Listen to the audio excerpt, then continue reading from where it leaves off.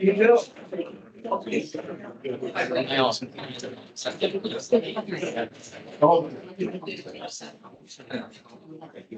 don't know you very much. Yeah, Oh, yeah. so I had to go.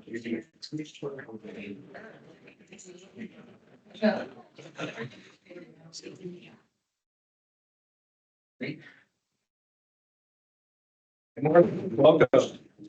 Better everybody comes on. Coming. Okay. We're opening the meeting for Thursday, April 16, 2026, Oregon Liquor and Cannabis Commission monthly meeting. Do you please take the roll? Commissioner Vashpai, He's excused. Commissioner Chari, Here. Commissioner Glenn, Commissioner Hayes, Here. Commissioner Huffman, Here. Commissioner Miletus, Here. Commissioner Minty,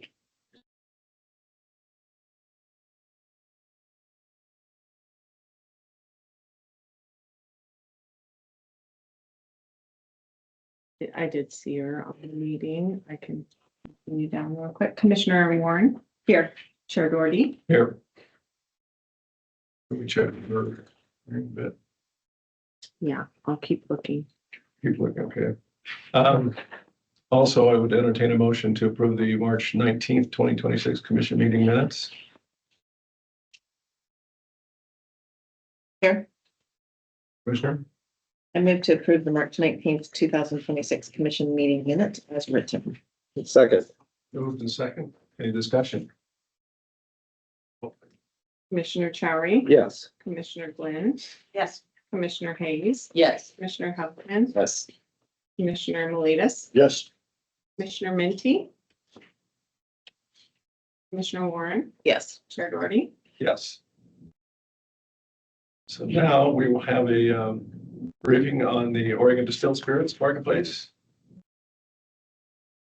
Welcome. And good morning, Chair Doherty and members of the commission. Good morning, Mark. All right, so for the record, my name is Mark Avon. I'm the Business Services Deputy Director for the Distilled Spirits Division. So I just want to thank you all for the opportunity to provide you with a briefing on Oregon's Distilled Spirits Marketplace. Get this thing.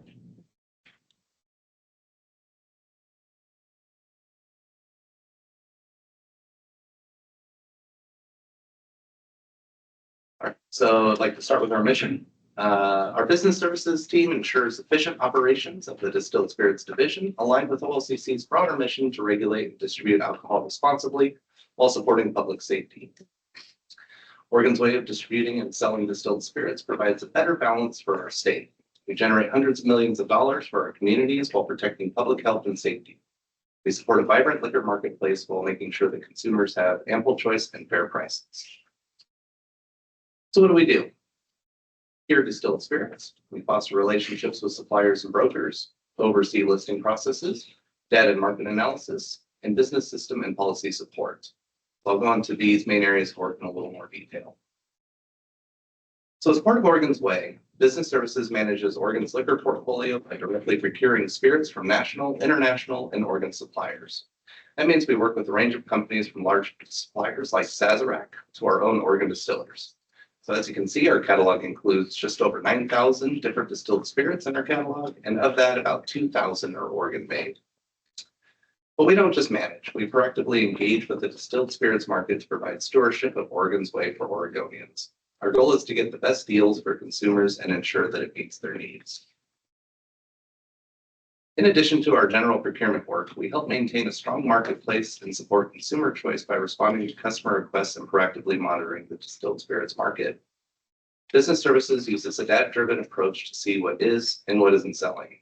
That includes sales performance, net profit qualifications, shipping data, and determining product leaders. We also have to keep our eye to the horizon to see what products are emerging and what is trending amongst our customers. The distilled spirits market is very dynamic and consumers' tastes can shift dramatically. Business Services team is constantly examining sales data and new products to keep our catalog as up to date as possible. One of the ways we do that is with our listing meetings. This is an opportunity for distillers and suppliers to present their spirits to a listing committee who ultimately decides if their products will be on the shelf and available to Oregon consumers. The committee is comprised of 6 liquor store owners, 1 from each district, and select members of the OLCC team. Together, they review and decide which products to list based on store feedback and the set criteria. And while we do our best to provide Oregonians with the spirits that they're looking for, some products are limited in production, and Oregon receives only a small share of those allocations. The business services team works hard to ensure that these rare items are distributed as fairly and equitably as possible, while still maintaining strong partnerships with our suppliers. Oregon has a very engaged customer base that closely monitors inventory and often seeks out rare products using our Oregon Liquor Search website. Unfortunately, because these items are produced in such small quantities, some customers still may be unable to find them at their local liquor store. In response to this, the Commission implemented the Chance to Purchase program, which enables Oregonians to enter their name for an opportunity to purchase rare or popular bottles at a store of their choosing. This program aims to more fairly distribute these products across Oregon. And just another way that we expand our market is through our special order program. This allows Oregonians to request a distilled spirits that aren't currently in our catalog from any liquor store that they choose. From that request, we would contact suppliers to confirm the pricing and availability. And if the product is obtainable, we coordinate through the liquor store and the supplier to make sure the consumer can purchase it. But on the other side of the coin, in order to add new products, we have to ensure that we monitor the sales of our spirits that are already on the shelf. Simply put, some products fall out of popularity or just don't sell. We are constantly reviewing these products and working with suppliers so that they are aware of their product's performance. Every 6 months, underperforming products are identified based on the net profit contributed to the state, sales trends, and market needs. The process is used to work directly with suppliers so that they are aware that their product may be delisted if sales do not recover. Business services will contact each supplier to discuss their sales and marketing plans. Some businesses will work to get their spirit sales up by increasing their advertising and marketing, and some even engage with customers directly by hosting in-store tastings. However, that isn't always the case, and some spirits are taken off the market or moved to special order status when sales do not improve. The delisting warning notification gives businesses a heads up and a 6-month opportunity to improve before they're officially delisted with the state. All right, next, I just want to take a moment to recognize our business services team. With a combined 34 years of OLCC experience between them, the amount of work they accomplish and the standard in which they deliver speaks volumes about their dedication. Each of them brings a strong work ethic, a positive attitude, and a real commitment to serving this agency with excellence. They support several divisions, often behind the scenes, and they consistently go above and beyond without seeking recognition. Their professionalism, reliability, and teamwork make a meaningful difference every single day. And I'm truly grateful for the outstanding work that they do. So in conclusion, I would just like to thank you all for this opportunity to share our department processes. As I think you can see, we have a sophisticated operation that is attuned to the needs of our state and our consumers. We are proud to be stewards of businesses that have a business that delivers so many benefits to our fellow Oregonians. And with that, I would just be happy to answer any questions that you might have. Thank you, Mark. Excellent. And kudos to your team. Yes. We're cool that they do. They keep the gears turning, so very much appreciate that. Commissioners, questions? So am I correct? And we have almost 2,000 distilleries? No, this is Oregon made products. So individual products. SKUs. Okay. Yeah. Yeah. How many distilleries do we have? I believe it's about 78 or around there. Okay. Oregon distillery. That surprised me. Way up. All right. Yeah. Mark, thank you very much. Yeah. Appreciate. Thank you all. So, and with that, if there's no Chair? questions. Yeah. Oh, I'm sorry, please. Commissioner. we go back to the slide on chance to purchase, because people asked me about it and I was surprised it didn't get a chance to write it all down. So we had 80,000, almost 81,000 entries, Yes, that's for, I believe, for our latest chance purchase. and we had how many products did we have a chance to purchase? 590 bottles. That is correct. So, yeah, that is a lot. I'm sorry, I was just surprised. I just need to get those numbers, tell people. Oh, yeah. People sure do like the rare bourbons and yeah. Yeah, no, I think it's great. It's, what I appreciate is the clarity on that. Mhm.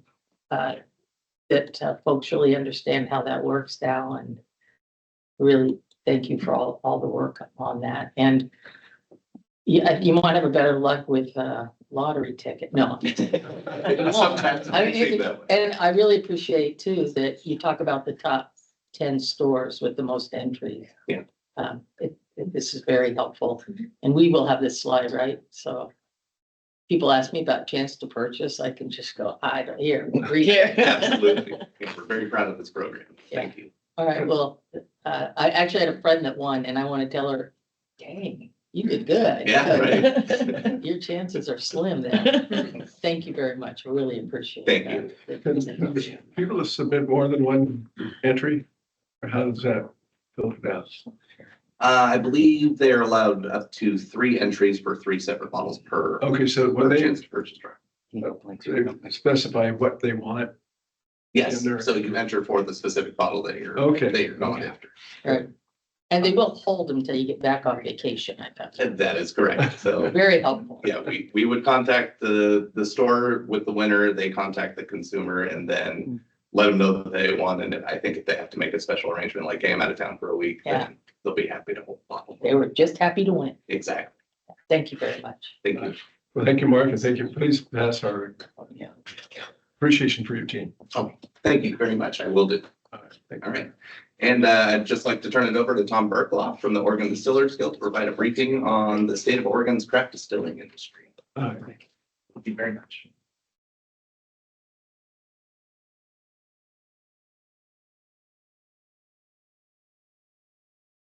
Welcome, Tom. Thank you. Nice to see you again. For those of you who don't know me, I'm Tom Berglow. I'm founder of New Deal Distillery, opened in 2004, but I'm also current president of the Oregon Distillers Guild. Cue up a slide right here. Actually, going back to your question about how many craft distilleries there are in Oregon, it is around 70, but if you look at the licensing, you might see like 140 licenses. There's a lot of dead licenses, people who have, warehouse holdings, wineries that use it for, I don't know, like brandy or something. But in terms of like active businesses, I think the number is probably less than 78. Okay, But it's a moving target. I mean, people open and close all the time. thank you, Tom. So are we on page 2?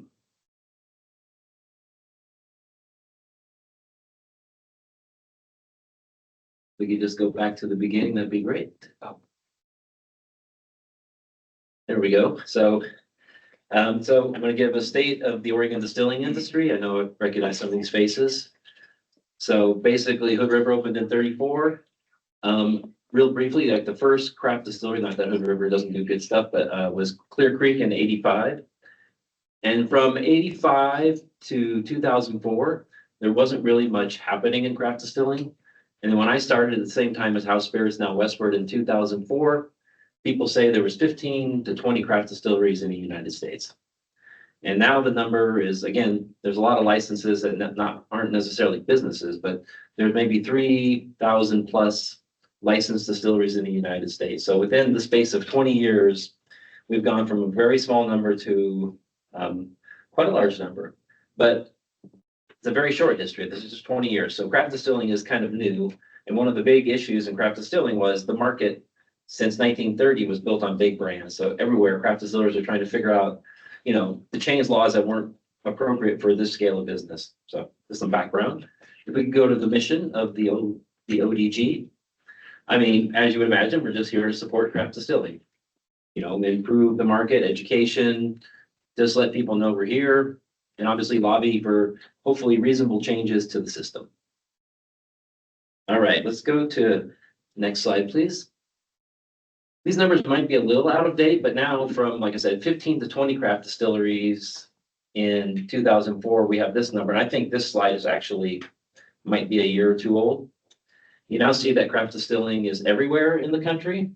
I think people have learned. So when I started in 2004, they said 15 to 20 craft distilleries. In 2011, when we started to actually talk to each other a lot, there was 10 craft distilleries in Oregon and maybe 100 craft distilleries in the United States.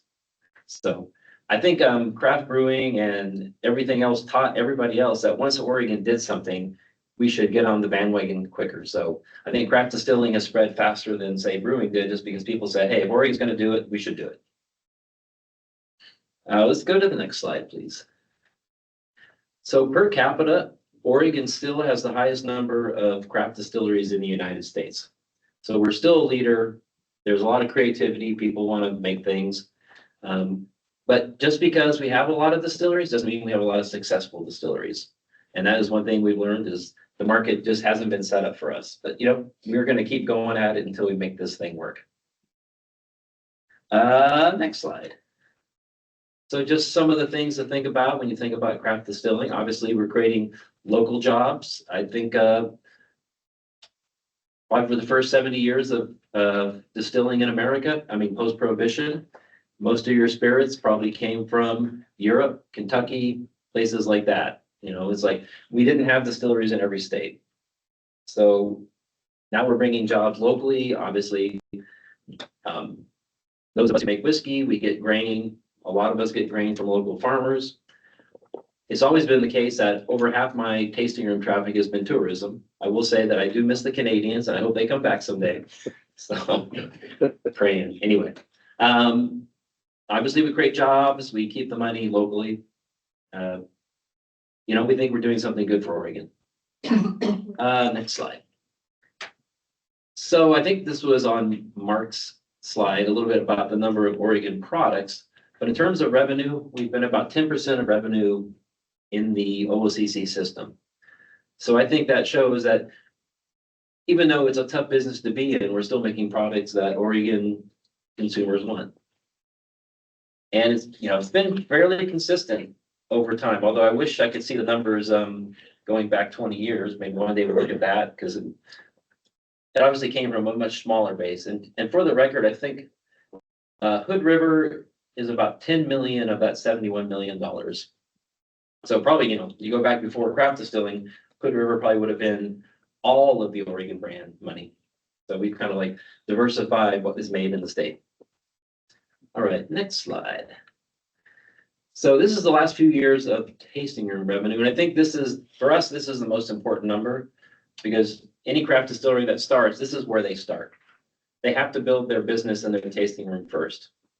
And 2020 was a weird year for some reason. And so was 2021. 2022 was kind of like a little glimmer of hope. And then I'm sure that you guys in the commission have seen the numbers. Alcohol sales are in a recession and they've been in a recession. I mean, I mark it from Q4 of 2022, but it's been the slow pressure of decline. I mean, obviously changing drinking habits. Consumers were kind of disrupted by the pandemic. Obviously, people don't have money right now. And, there's sort of a squeeze on all costs. And obviously with the things with oil prices, I'm sure freight costs are going to go up. Our costs are going to go up. But anyway, long story short is that things have been getting tighter and tighter. And you can see it, just as I'm sure you can see it in the overall OOCC revenue. Our tasting revenue has been hit by the economic conditions. But the main thing is this is where a small distillery has to make their money. And before SB 316, you literally couldn't run a profitable tasting room. And I don't know if you guys are all familiar with SB 316. It was the bill that just changed the compensation for a certain amount of sales under 250,000. Sort of akin to like how winemakers have a small producer tax credit or whatever. It's not a tax credit, it's a different tax rate. So the small businesses just run on a different economy of scale. You think about it, most craft distillers sell way less than $250,000 a year in revenue out of their tasting room. And if you guys have ever seen your rankings of Oregon liquor stores, that would put us as a very small liquor store, probably a non-exclusive liquor store. Like you couldn't run a liquor store in that revenue. So that's sort of like one of the ODG's main missions is to make it so that small distilleries just starting out can survive on the small amount of revenue that we make. So anyway, next slide, please. So our biggest legislative agenda is SB 316, which doesn't necessarily, involve the commission. That's obviously through the legislature, but it's something that's very important to us and vital to us, letting the small distilleries become medium-sized distilleries. We've had some interest in working towards a spirit board, which is sort of like the Oregon Wine Board, not as vital as SB 316. And we're always against the surcharge, since it's sort of a regressive taxation. Like it impacts, less, smaller distilleries rather than national distilleries, they can absorb any cost. They can sell something at any price point. We can't. All right, next slide, please. Just for the record, sort of like when we surveyed the results of SB 316 from our membership, I mean, it saved a lot of businesses. You can read this at your leisure. One of my favorite stories is a Drop Shop Distillery, small mom and pop out in, I think, around Hillsborough. With SB 316, the wife was able to actually quit her job and work at the distillery, and they were able to actually make a small viable operation. So that's sort of like this kind of policy to allow us to keep, that initial money we make and reinvest it in our company does for us. Right, next slide. Sort of like just what people say were their challenges, like anything else, cost, access to marketplace, and the hope of being able to distribute. Once you can get past being a small distillery, you hope you can find a way to like grow big in Oregon, and then, if you're lucky, maybe eventually distribute. We'll see. I've been in this business 22 years. I'm going to give it another 20 before I decide whether it's a good idea. Don't rush it, as they say. Next slide. So I just ended this with a few data points from some national organizations. And this one shows that for small producers, most of their initial revenue comes from sales of the DSP. And then actually these are medium sized. So I would probably be just at the top of this category, a medium sized distillery. And of like the 70 plus distilleries that are active in Oregon, I would say only about 10 or 15 of us are in this medium size. So still a lot of our sales in our tasting room are home state, but we're just starting to get distributed out of state. So the hope is we can actually even get to this point, so we have a chance of getting to the next place. And then the last slide. So this is what a small distillery looks like. You start at your tasting room, you don't have anything out of state, so you just have to survive on what you can make inside the state of Oregon. And I would say 80% of our members are sort of in this category. I just brought this up to give you a flavor of like what these businesses actually look like. And then finally, on that last slide, thank you guys for having me here today. And any questions? Thank you, Tom. Commissioner. That's his job. Yeah, I have a couple of questions. Yeah. I'm so deep as a client. Yeah. To the industry. So have you guys noticed? So there's kind of decreasing sales over the last 2 years. Is there more of a decrease with local brands than there are with national brands? That's really hard to say. I mean, I looked at I had the top line OCC revenue. I know the OCC has gone down, right? And I know that we've gone down, but at this point, there's so many, business situations. Like if you remember the tasting room sales numbers, like overall, a lot of that is driven by airports. So, it's sort of skewed. Like there's a couple distilleries making, lots of money at the airport, but as travel gone down, that's gone down. I know that I've seen my tasting room traffic decline a lot. But I don't know if it's more or less than the overall trends. I mean, I feel like it's tracked in. I think it's situational too. There are some distilleries that are very aggressive in trying to hit as many farmers markets as they can, and that'll bump their numbers up. They're willing to take the loss and do that. So there's a lot of independent, business decisions that, end up impacting in different directions. I just know that I have bar business. The bar business is down there. Therefore, that affects me. Tourism's down. My tasting room traffic's down. So, but I can't say it's more or less. I mean, I guess that overall number of, if you look at the slide that said, hey, what percentage of Oregon, of dollars are, in state versus out of state, that number has been constant. So I guess that would argue that the decline has been equal. Yeah, we've just noticed a trend with both beer and spirits where, especially in the younger demographics, Yeah. there's a preference towards national brands, Mhm. kind of things that people probably of our age took pride in not drinking. Yeah. Now have kind of come back in vogue, which is curious. Well, I have two theories on that. I mean, one is just price point. Right. Obviously people are way more price conscious right now. And I think I mean, looks to me like there's a good chance of a nice recession coming up. I think people will be more price conscious. But I also think that the COVID disruptions really kind of broke sort of the chain of like, you know, drinking culture and passing stuff down. People didn't, you know, their 21st birthday wasn't at a bar.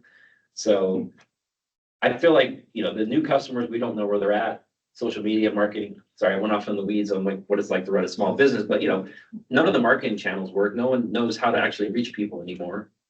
You know, which I mean, we don't have local papers, local news, things you would do. So again, we have to go back to our tasting rooms and reinvent ourselves and, you know, find that new generation.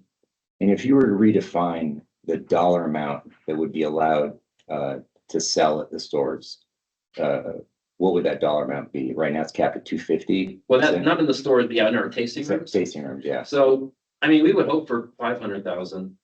And most craft distillery, I mean, our big goal is just to make this permanent because we think it's good policy, but most craft distilleries, there's only a few that sell, you know, that sell above 250,000.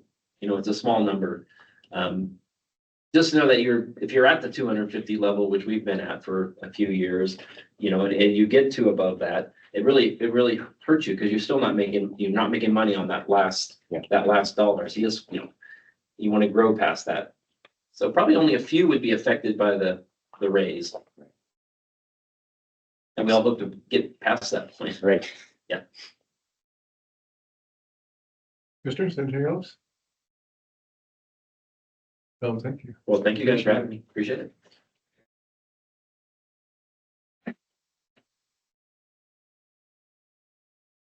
Mark, are you coming back up? Sure. There you are. Yes, I And talk about our products listing. Hey, good morning again. So before I get started, I just wanted to correct my previous statement. I said there were 3 entries allowed for chance to purchase, It's actually 5. So. And each entry, they can specify 1 bottle. Yeah, that's how that okay. works? That's per Okay, item, okay. but you can do 5 separate entries, not just 3. Okay, so next I just would like to provide you all with the business services Q1 update. Since my last update, we've had 2 listing meetings, one in January and one in March. Between those 2 meetings, the committee reviewed 119 items and added 33 new listings to Oregon's catalog. So as you can see, there's quite a range of new products covering 8 different spirit categories. Lots of canned cocktails were added at this last listing. Next, moving on to delisting notifications. Just as a reminder, these are notifications, not official delistings. The suppliers will still have 6 months to improve their sales. On the screen, you'll see an overview of our latest notifications. The business services team identified 110 suppliers with a combined 505 items that were below net profit minimums. The top 3 categories that we discovered were whiskeys at 31%, vodka at 15%, and tequila at 13%. So our official delistings are scheduled for September 2026. That's where we'll reevaluate all the products, and whatever is still under, who's received a warning, would be officially delisted or moved to special order status. Okay, then finally to end it with a snapshot of our sales leaders. So Tito's still holds the top 3 spots with their 750 milliliter, half gallon, and 1 liter selections, with a total net profit of just under 15 million with just those 3 items. So Tito's has been the top selling spirit in the Oregon market for over 3 years. And for our top selling Oregon made product is Rose City vodka in the half gallon and the 1 liter selection. Those 2 have a combined net profit of about 5.5 million. They have been the Oregon made spirits market leader for 3 years as well. So just a little blurb. So while the majority of our top selling items are vodka products, overall vodka is not Oregon's category market leader. As you can see, it's whiskey followed by vodka, then tequila. And that's all I have for my update. So I'd be happy to answer any questions. Commissioners? Mark, thank you again. Thank you very much. Ellen? Morning again.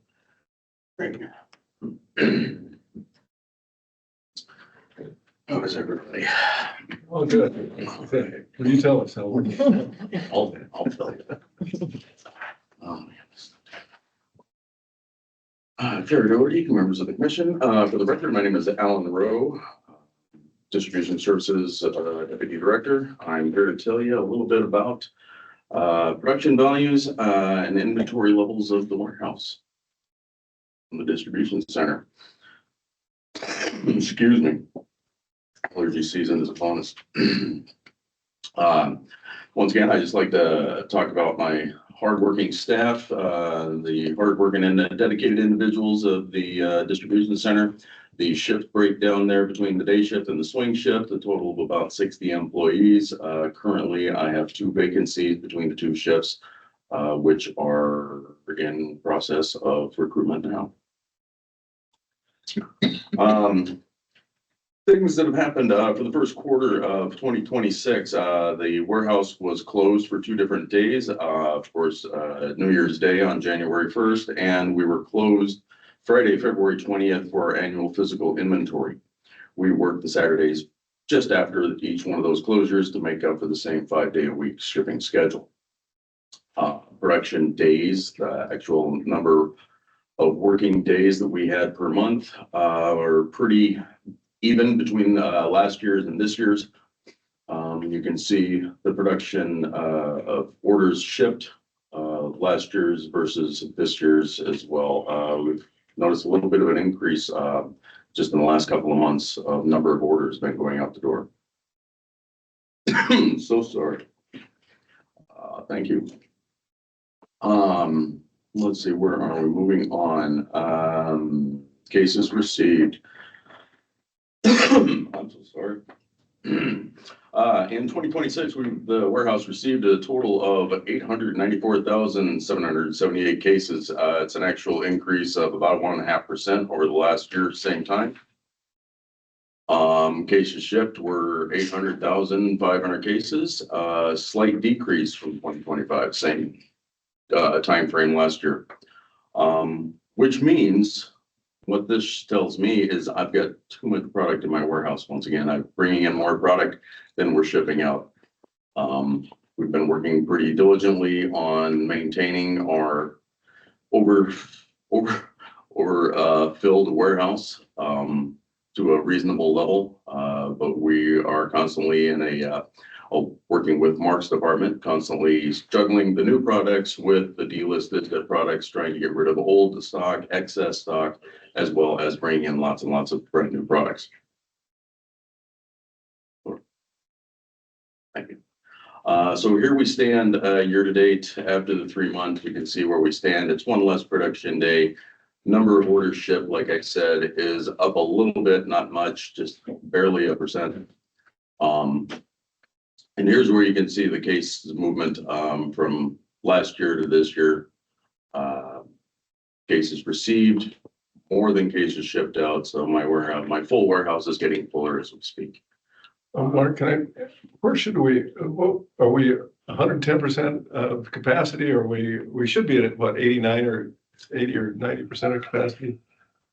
Ideally, I would love to be, when we talk about capacity, it's going to be coming up in one of the later slides. When we talk about capacity, the warehouse was analyzed by a third-party group, and they gave me a grand total of how many cases it could hold at its maximum. If I filled every space, every corner, every location I had, it'll handle about 627,000 cases if I had a case in every corner of the building.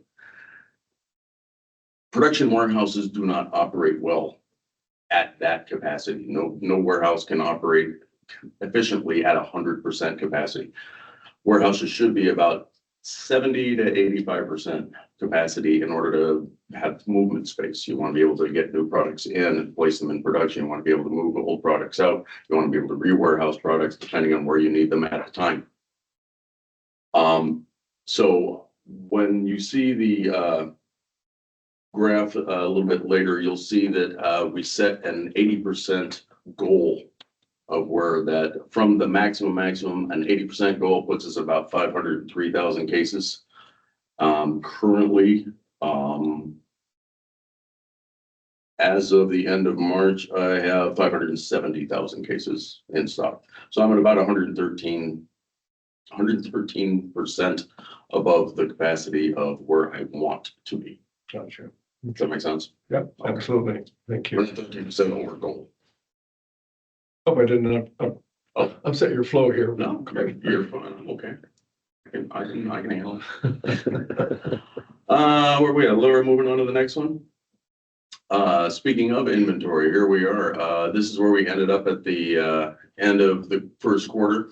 571,000 cases in stock. Like I said, that orange line, that is the goal. That's my 80% of my absolute maximum. So anytime the blue line gets over the blue graph gets over the orange line, that's when I start having difficulties in moving product around, receiving new products, placing new items into pickable locations and fulfilling the orders. So we're in a bit of a scramble time right now. We're having trouble slotting the new products as they come in the door into pick locations. We're also gathering the delisted and discontinued items and holding them to the side and trying to get vendors to take that stuff back at the same time. It's pretty typical though this time of year. What, can you remind me, when does the case or the bottle become the property of the state? When it enters the facility? Negative. We are, the bailment system works, my inventory out in the warehouse is still vendor owned and managed. So for example, Jim Beam is sitting back in Kentucky monitoring the inventory of all of their products in my building from their home office. When their inventories get down to a certain level, they just send another truck. We don't order. They just monitor, and when they get down to a certain level, and the level thresholds are based on weeks of sales. So it's going to depend on the type of product and how much sales that each product is doing as to how much they're allowed to carry in the warehouse. We allow them to carry 8 weeks of a standard regularly listed item. So the full quantity of that is going to vary depending on how much, like 8 weeks of Tito's is going to be much, much more than 8 weeks of a smaller known brand. We don't own it until it leaves the building. When the store orders, we fulfill the orders, we ship them out on a truck, and that's when the OLCC's purchased it, when it hits the liquor stores. So still in my building, it's still owned by the vendor. Once it ships out, we pay for it and the OLCC owns it in the liquor stores. That's good, that's good. So if a bottle breaks in the warehouse, it's their problem, not ours. I wish it was that nice, but unfortunately, if we break a bottle, the warehouse bought the bottle. So we still pay for that. Shrinkage and breakage has always been a problem for any production warehouse. And we have our fair share of breakage. Most of what we're dealing with is glass. So even wrapped in cardboard and with guts separating it between the in between the bottles, there's still a lot of breakage out in the warehouse, unfortunately. Any other questions? All right, keep sliding along here. Where are we at? So there we are at the end of first quarter, 571,000 cases. It's got a cost value of $61.7 million, and that's a retail value of $117.7 million. Thank you. These are my top moving items, much like Mark's list. This is very similar, but this is just in depletion of cases through the warehouse. This is not dollar values. So you can see that Tito's may be our biggest moneymaker out on the shelves. The fastest moving items out of the warehouse are Platinum and Rose City for this last quarter. Those are the three top names that you'll see on my list pretty much every time. Platinum, Rose City, and Tito's are the fastest moving items coming out of the warehouse. We go through pallets and pallets a day. You can see average cases per day, 129 cases, 120, 119, 113 cases a day of each one of those items. So 2 to 3 pallets a day. Wow. And our annual physical inventory that was conducted February 20th. It was conducted across both warehouse facilities. The main building just down the hall here and the Millport storage facility up the road a little bit. This year, we lucked out a lot this year. We had sufficient, staffing levels that we were able to, it seemed it went, a lot quicker, a lot smoother and a lot more efficiently. We were able to finish up by, 5 o'clock as opposed to 7 or 8 o'clock at night. We had, over 27 teams, when we finally got everybody teamed up and sent out. Over 60 employees, had a total of over 10,000 individual counts, 5.75 million bottles, worth about $117 million. We got it all done in one day with the reconciliation. We were done by 5:30, I think, that same evening. And then we picked up and started shipping again that Saturday to make up for the Friday closure. The reconciliation, we still take a couple of days to a few weeks afterwards, combing through what may be errors during the actual physical inventory counting. Lots of human error. We'll get incorrect pack sizes. We'll count a 6-pack for a 12-pack or vice versa. We might have transposed a number or, myself, we get a little dyslexic when we're counting numbers. I know all the numbers, I just don't get the order right. But when all was said and done, we had a total discrepancy rate of 0.0015 between the warehouse management system, that's our RIM system, and the merchandise business system, the MBS book value. Even better, the discrepancy rate between our warehouse management system and the actual physical count was 0.0005. Both extremely strong indicators that our inventory was very accurate and very dead on. No massive loss or overage. We're very pleased with this one this year. Before I close out on the physical inventory, I did want to do a special shout out to so many people, the entire warehouse staff, the entire financial staff, retail services, and all of their staff that came down to volunteer to team up with our warehouse employees for the counting. We had many people in good moods and very eager to help that day, and we very much appreciate it. And I would like to very much specially thank my the distribution center inventory team, Era Huddleston, Paul Herbert, and Wasana Evans. Without those three, this would not have gone anywhere near as smoothly as it did. Like I said, my team deserves a lot of credit. I don't do the work they do. Thank you for that. We know you do quite a bit of work. You've got a good team because of the work that you do as well. So I appreciate that. And please give them our thanks as well. I will. Yeah. Any other questions? All right. Thank you. Thanks, Alan. Now, Lisa. Construction up. Yes, good morning. Hello, online today. For the record, my name is Lisa Bertram, the Distilled Spirits Program Director for the OLCC. Before I get into the Meadowlark presentation for today, I do want to thank the Distilled Spirits Program. Special thank you to Tom Berglow for coming in and talking about the Oregon distillers. And as you've heard both from Mark and Alan, there's a lot of people that make Oregon's way work for us here at OLCC. Huge shout out to the distribution warehouse staff that, they work day in, day out to get these cases out the door. And then soon you're going to also hear from Allison Smith with Retail Services on that whole side of the business. So, there's just a lot of people that really make this work. And it goes all the way down to, our district managers that work out in the field, and then our agents in those 285 liquor stores across the state to get this done. So thank you to all of them. I'm very proud of this program. It is my program. I'm very proud of the people that do this work. It's a lot to do every day. We got a lot of big projects going on right now, but we're still able to do what we do and do it well. And so I'm just really thankful for all of those staff for what they do.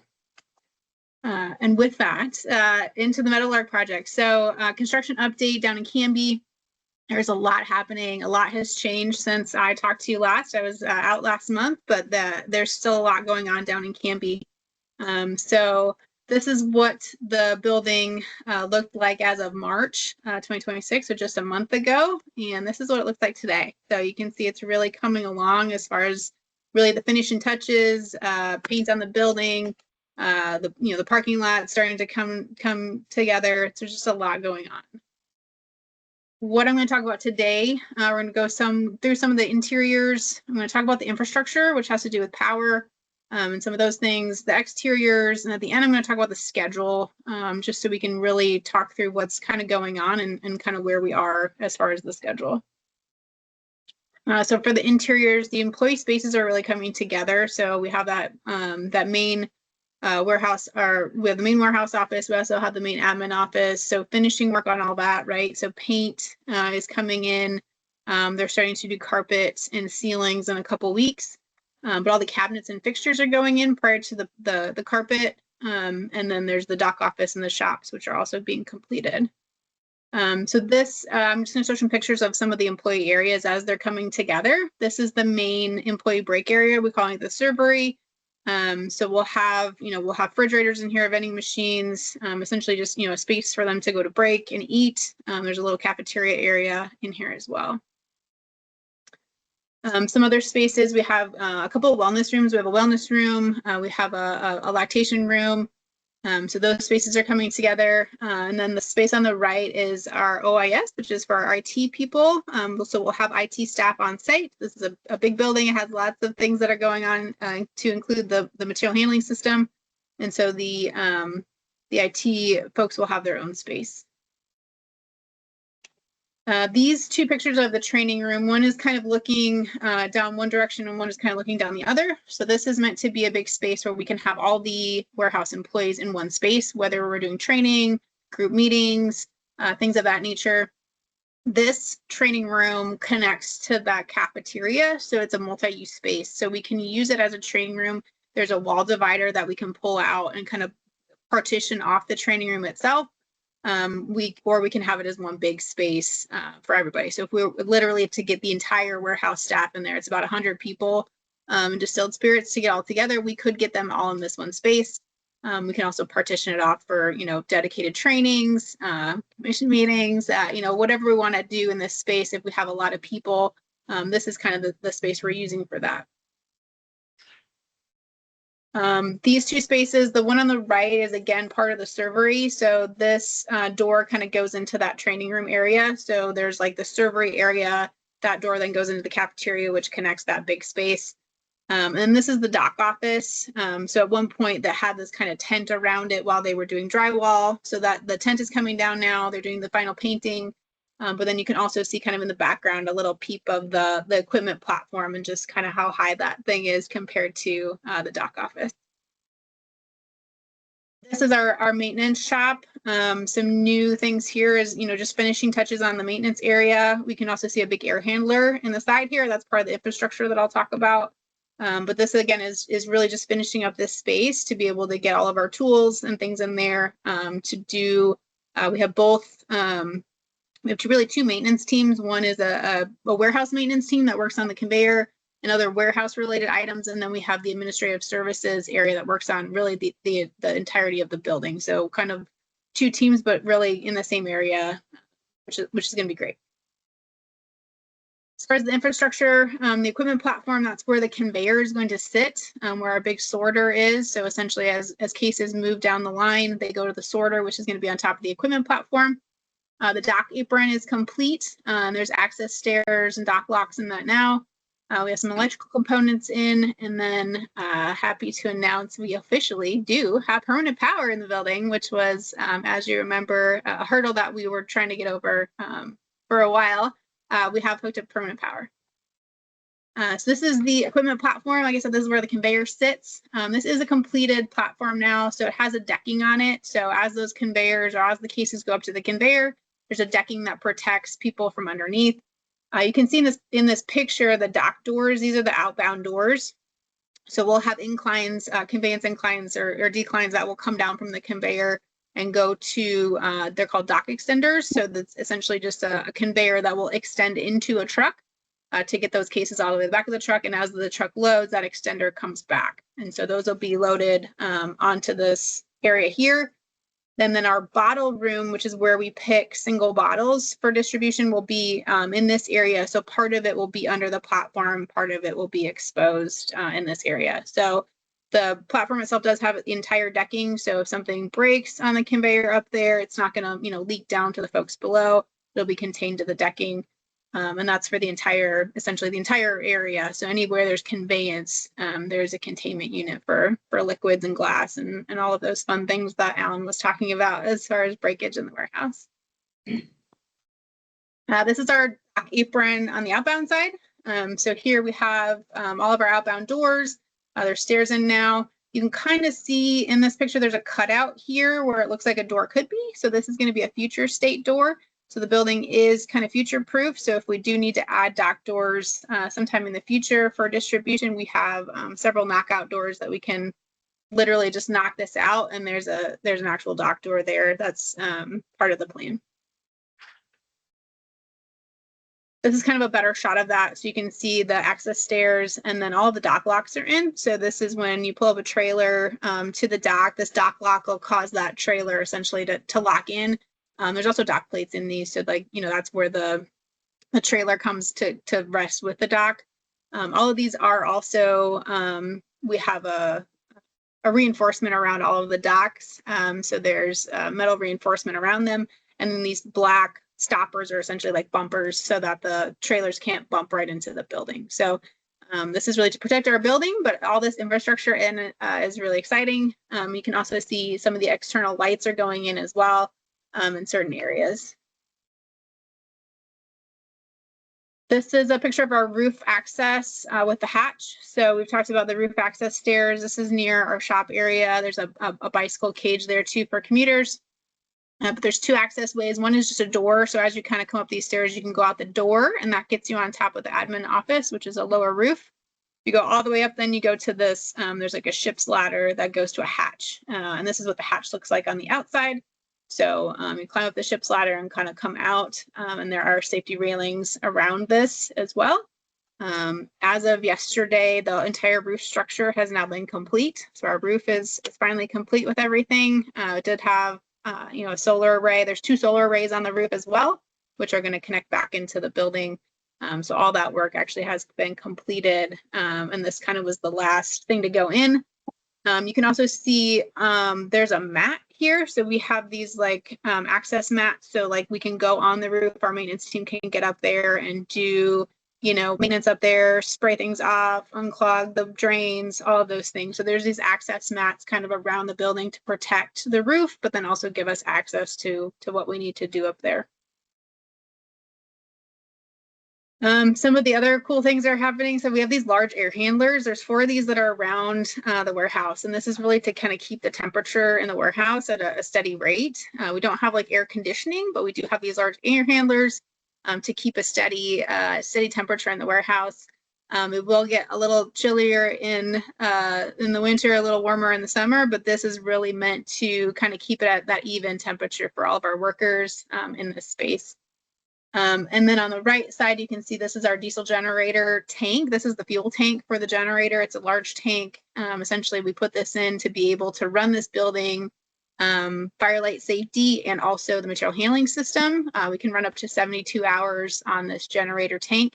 It is diesel, so we can also refill it if needed to, but this is really for emergency. We would definitely run firelight safety security all the time. So if there was a power outage that was related to an emergency, we could still secure the building. If it was related to something local, like just a power outage, but we still need to run the facility. That's what this is for, is we could actually run it.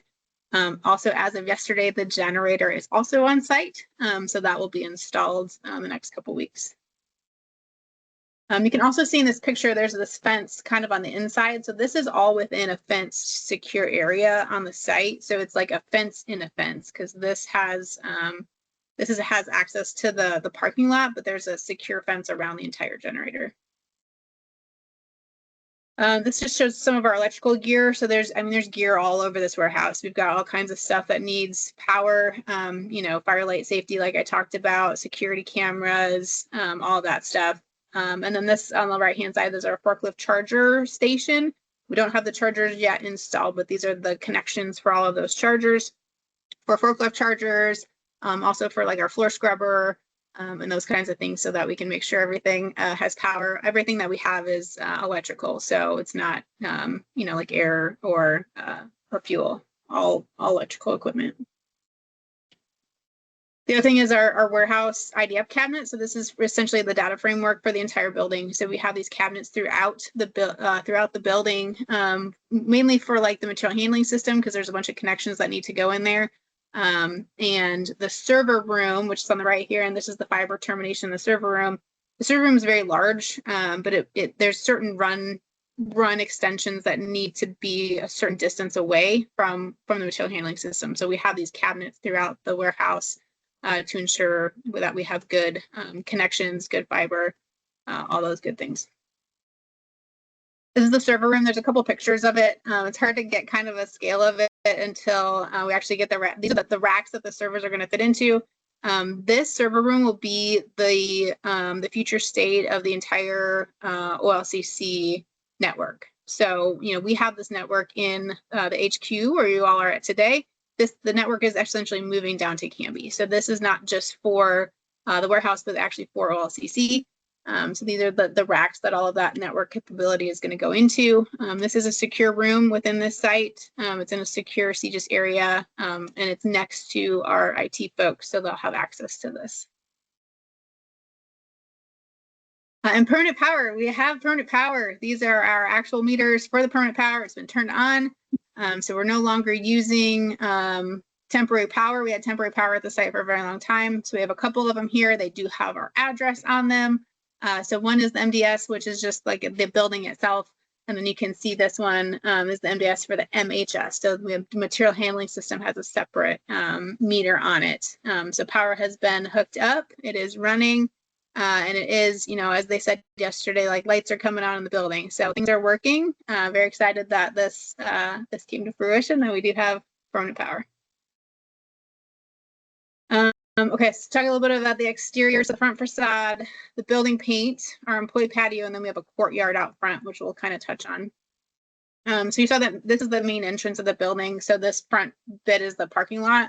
And as you come toward the building, then we'll have these front doors that you'll go in. There'll be signage and things here.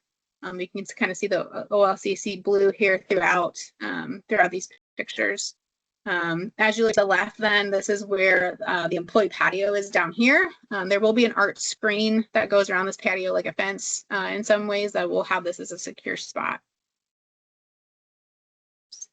So the facade work is really like the blue is all this like metal facade, which is actually pretty cool in person. And it goes around essentially this entire face of the building. And then we have these kind of artistic light poles throughout. This is the north side of the building. So this is where we have some grass, and then our truck line is actually pretty far away from the building itself. So the trucks will come in this way and then go around to the back of the building, which is where the dock is. This is the building paint. So as you saw in that very first picture, a good chunk of the building is painted. It's this bright white color. And essentially workers are, they have to prep it, and then they're painting, and they're just kind of making their way around the building.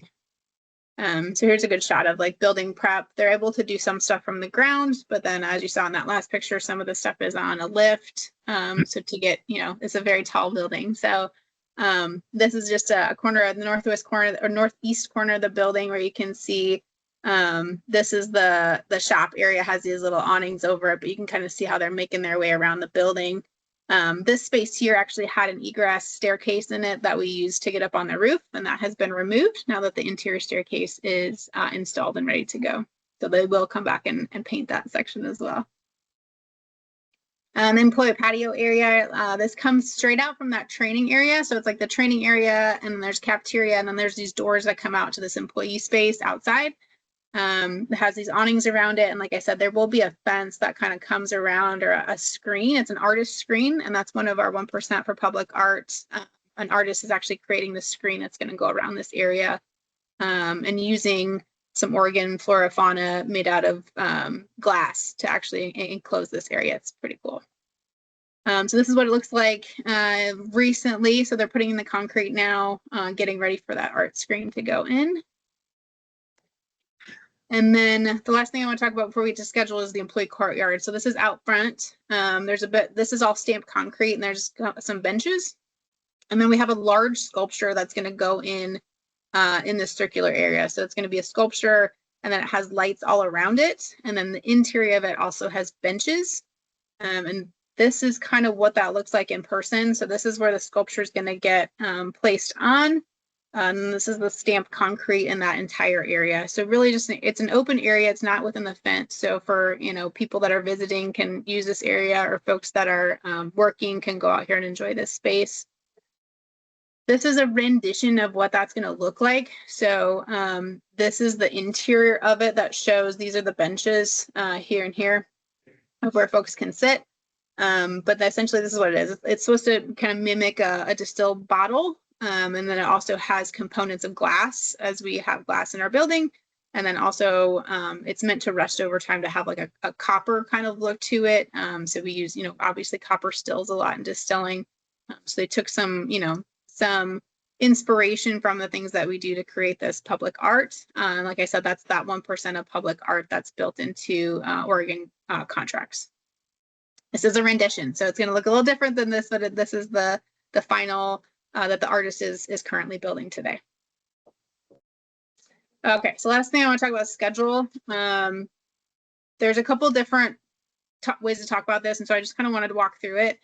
So the building occupancy and the material handling system, those are kind of two separate things. I'm going to talk through the actual timeline on the schedule, and then I'm going to talk about DSSC, which is our distilled spirit supply chain, and the material handling system. So first of all, the first thing is TCO. TCO is a temporary condition of occupancy. So this building is actually going to be finished. The building itself will be finished in this coming June, like in a couple months.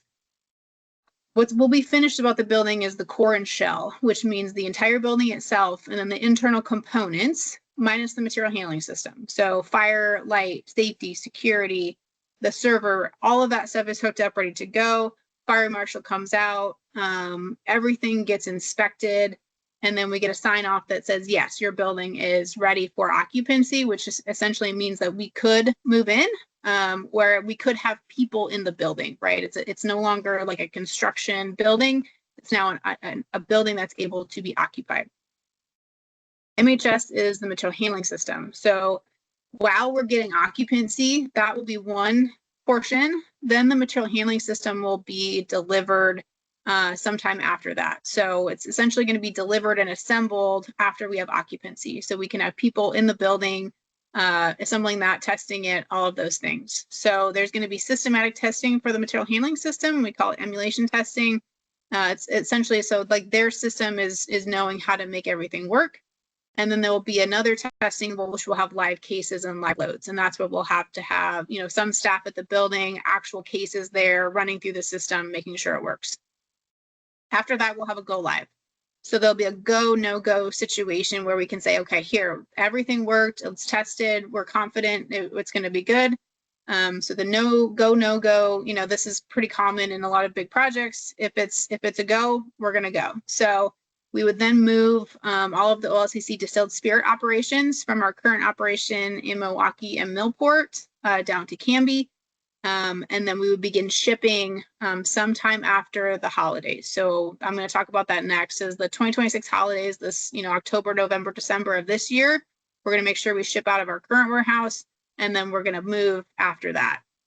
The no go situation is really dependent too. Is like if something goes awry with testing, like we still have a fully functioning operation to fall back on. So we're not really disrupting anything in our current situation as part of this move. So the schedule itself, I talked about that occupancy, that TCO, that is going to happen in June. It's on schedule to be done. So that's all of the building operation. There's a 30-day runtime that has to, essentially the whole thing has to run for 30 days for us to get that sign off that yes, this building is good to go. It's inclusive of, like I said, fire, light, safety, so all the fire suppression, security, things of that nature.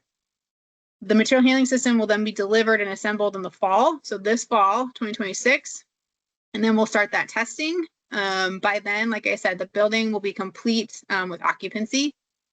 In the winter then of this year, we'll continue to operate out of our current warehouse to ensure that we can get things out. And then we'll start shipping test product down to Canby so that we can test that, that system. And that will be the combination of the MHS and DSSC. And I'll kind of get into that in this last slide I have. And then early 2027, that's where we're going to finish all of that testing, get that go, no go. We'll have UAT, which is user acceptance testing for our staff. So our staff will be doing the work to say, okay, this conveyor works. It does the thing I expect it to do. We'll load some test orders in.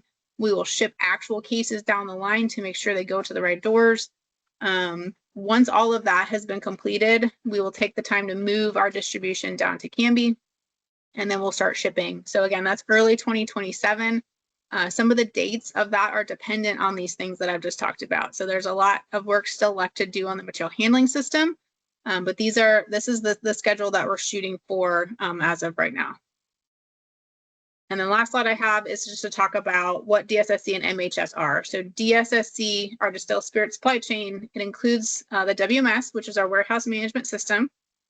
That's how we get, cases in and cases out. It's the ERP, which is the enterprise resource planning, that is inclusive of inventory and also inclusive of finance. So when Alan was talking about bailment, paying all those vendors, setting all those vendors up, that's inclusive of that.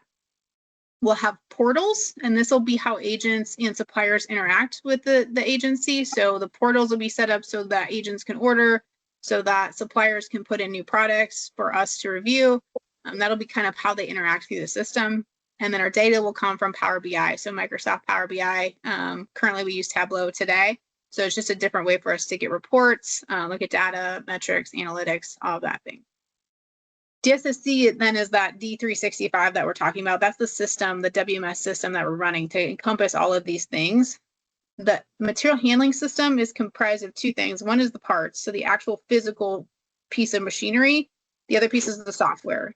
So the software is Indigo software, and that has to then interact with our material handling system and our warehouse management system. So essentially D365 and Indigo need to talk together to get the orders onto the belts back through the system in D365 to make sure we're paying people appropriately and getting those items out the door. So there's a lot of testing that has to go on in this space, and that's why I just kind of want to call this out, is that's what these pieces are and why we need to really make sure that they work together, because it's a lot of things all at once. And then again, full site as of April 2026. So out here is where you can see kind of that courtyard coming to fruition. This is where that big sculpture is going to be, kind of right here, parking lot. And then this big green space is that Zora Lutheran Cemetery that I've talked about in the past. So the fun fact for this week is, given the weight of the metal lark, if OLCC was shipping larks instead of spirits, we'd have to ship out the equivalency of 157,500 metal larks every day. But we would need over 161 trailers to get them out safely so they could move around and talk to each other. So fun fact for the day, and happy to entertain any questions that y'all have. Commissioners.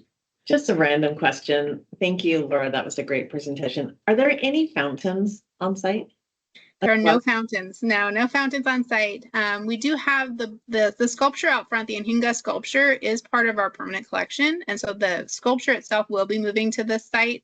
It'll be near kind of the front door, but we won't have a water feature in it. There are a lot of wildlife that love the water feature out front, and it creates a bit of a mess on site, if y'all know anything about geese. So yeah, the new space will not have a water feature. Oh, wow. We're gonna have at least a picture of a metal lark someplace. Yeah, I think, there's a couple places. I don't know if we'll have an actual like art piece of it, but it's a key component in everything. All the artistic or the architectural drawings, everything has a metal lark on it. So this will be the metal lark distribution center. Commissioners, anything else? Lisa, thank you as always. An excellent presentation. Yes, thank you so much. Appreciate it. Have a great rest of your day. Take care. And now can we have, Trish, are you gonna give us a? Yes. Just a- Morning, Chair Doherty, esteemed members of the commission. For the record, Trish Hagan, Chief Financial Officer for the OLCC. And we're doing a little bit of financial / administrative housekeeping. So as you know, our policies and procedures require an annual review of the executive director's financial transactions. So you're on the spot now. Just- She's not on the spot for this one, sir. Last year, when this annual review was required, you were without a CFO and you didn't receive your review for 2025. I'm here to catch us up on that, and then we'll establish our schedule going forward to make sure we don't have this lapse in the future. So the things that we look at in the financial review is the executive director's time reporting, their travel expense reimbursements, any vacation payouts, and any state purchase card transactions for their travel or their expenses. So this will be completing the record through June 30th of 2025. And it will be covering the time that former executive director Craig Prince was serving as the executive director for OLCC. So for time reporting, the executive director is an executive service employee, and under the Oregon State Workday payroll system, they are not required to submit timesheets for review. But in working with DAS payroll, all payments were made in accordance with appropriate policies and procedures. Former executive director Craig Prince did not have any vacation payouts during the 2025 timeframe, nor were there any reported transactions for the Spots card credit card purchases. The executive director's travel reimbursements during that time frame were reviewed for accuracy and adherence to state policies and procedures, and all travel was completed in furtherance of duty for the commission. So if you will please accept this report in the memo that has been provided as our requirement for 2025, I would greatly appreciate that. And subject to any of your questions, I want to say thank you so much for your time today. And I will be presenting this information for Executive Director Wasiak to you in July. Great. Commissioners, questions? Is it typical that the executive director wouldn't have any credit card expenses that are reimbursed? So they actually do not, they're not a card holder. So Ms. Laura Paul is the card holder for the executive director, and there were none that were reported during the time that Executive Director Prince was here.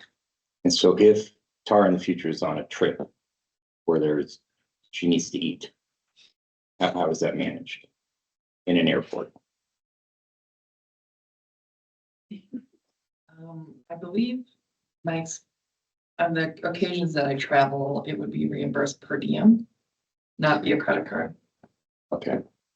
So we're not subject to review actual kind of granular level expenses of coffee here, sandwich there, gas fill there. It's just covered through per diems. Yeah, per diem, and also generally speaking, there's no like food or drink on a credit card type of expenditure. Okay.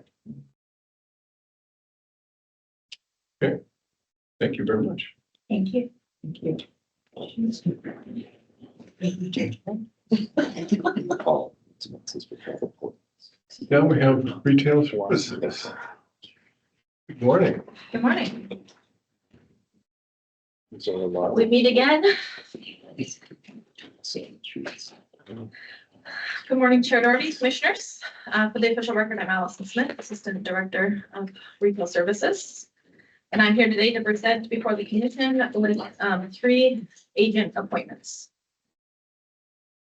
As a reminder, each of the finalists will have 8 minutes to present. One of the commissioners will be keeping time and will provide a 1-minute warning before the presentation. Commissioner Glenn, thank you. So first up, we have 1037 Paisley. It's a retail sales agent appointment.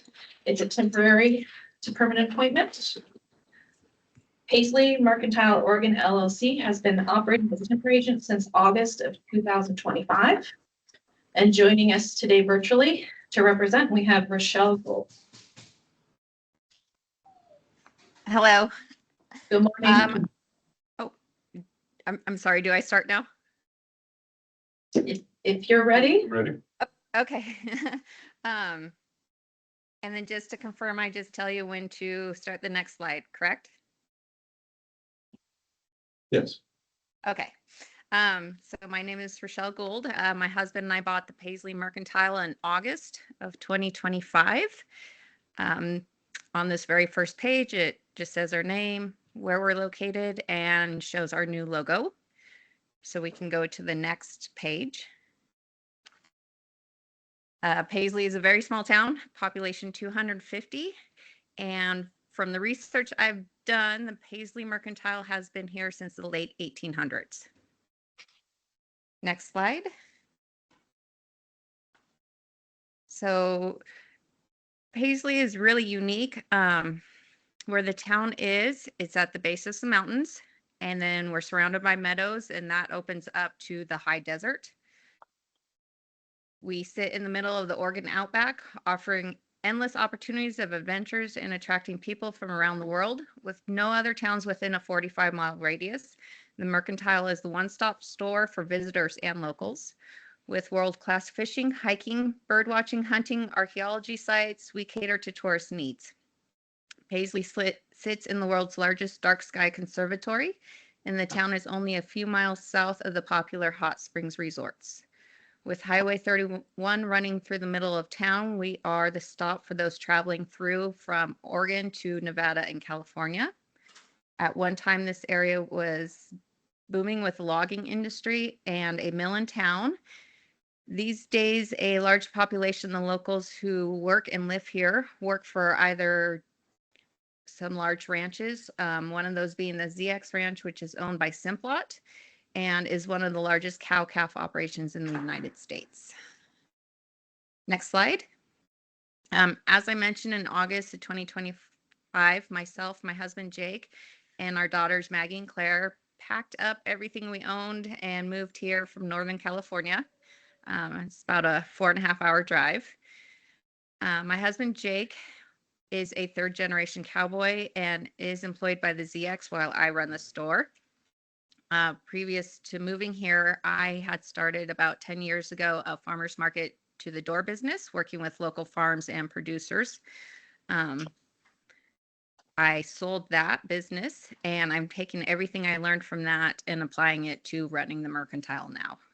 Our daughters are Maggie, who I mentioned. She's 13, Claire is 10, and they are attending Paisley School and thriving and doing excellent here. So these are some pictures of what the Mercantile looked like when we bought it.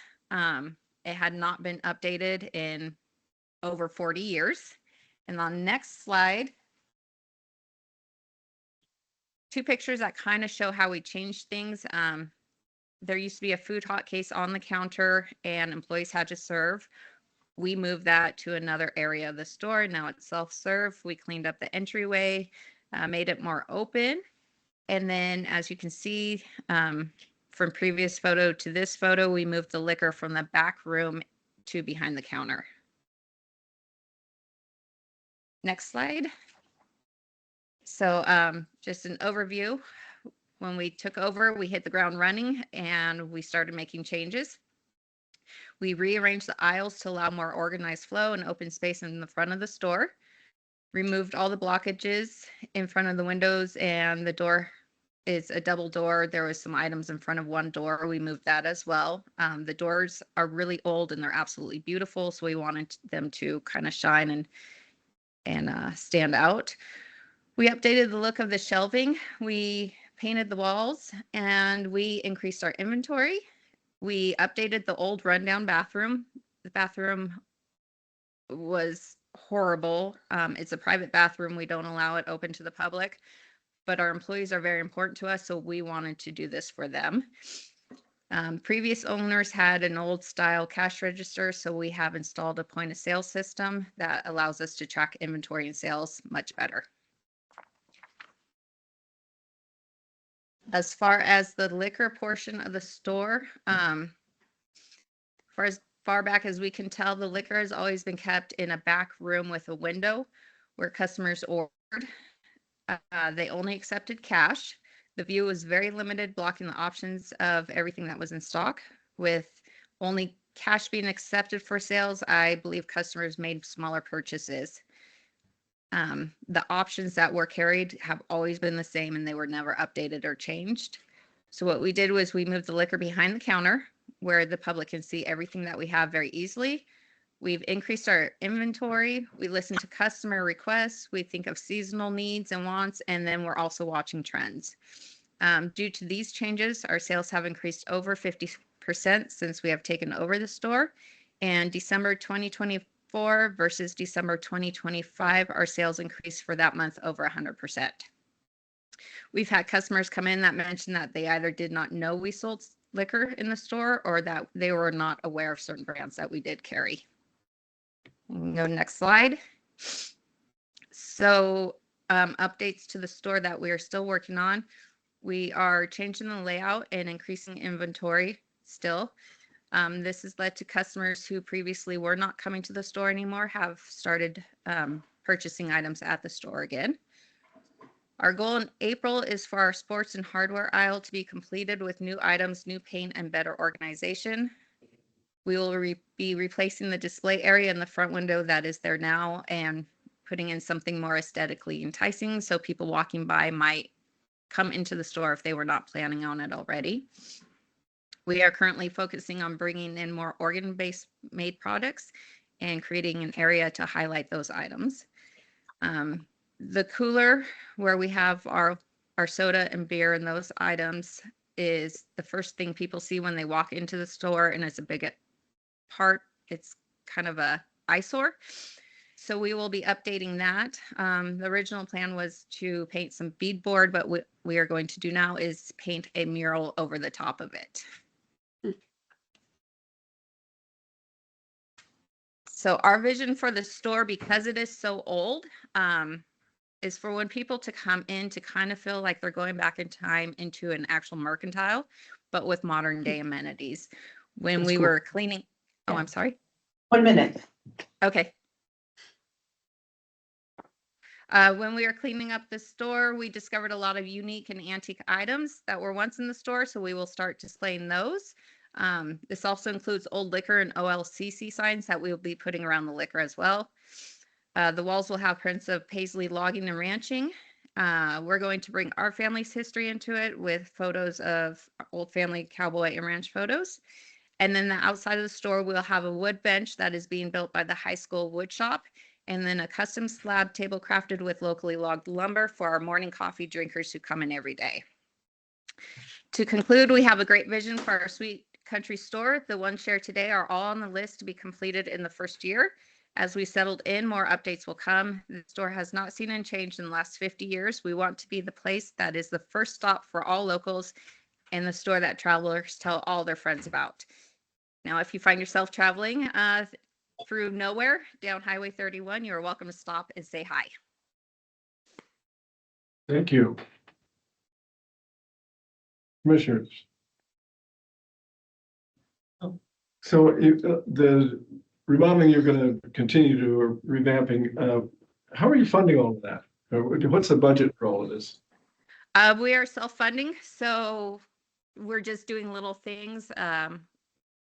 Whatever we can do on our own, we're doing on our own. So there's like the grocery racks are old, but instead of replacing them because it's so expensive, we just repainted them and put a new sealant on them. We have locals that are helping us out and giving us deals on items we don't know how to do, such as the painting was such a big job. We have somebody local who's doing the paint for us, and we just supplied all the paint and supplies needed. How did you pick Paisley Yeah. to land? We wanted to move and we had to stay within 6 hours of where we were living. We had friends in this area. My stepson worked for the ZX Ranch a couple years ago, so we visited him. And it came down to who had the best school. And Paisley had, from what we understood, a really good small school. And then we just happened to be here to go to a wedding and saw a for sale sign in the store, and it wasn't what we originally planned, but that's the direction we went, and we're so happy with that choice. Any other questions, commissioners? Very good. Thank you very much. Appreciate Thank it. you. Well done. Very well done. The presentation. Thank you.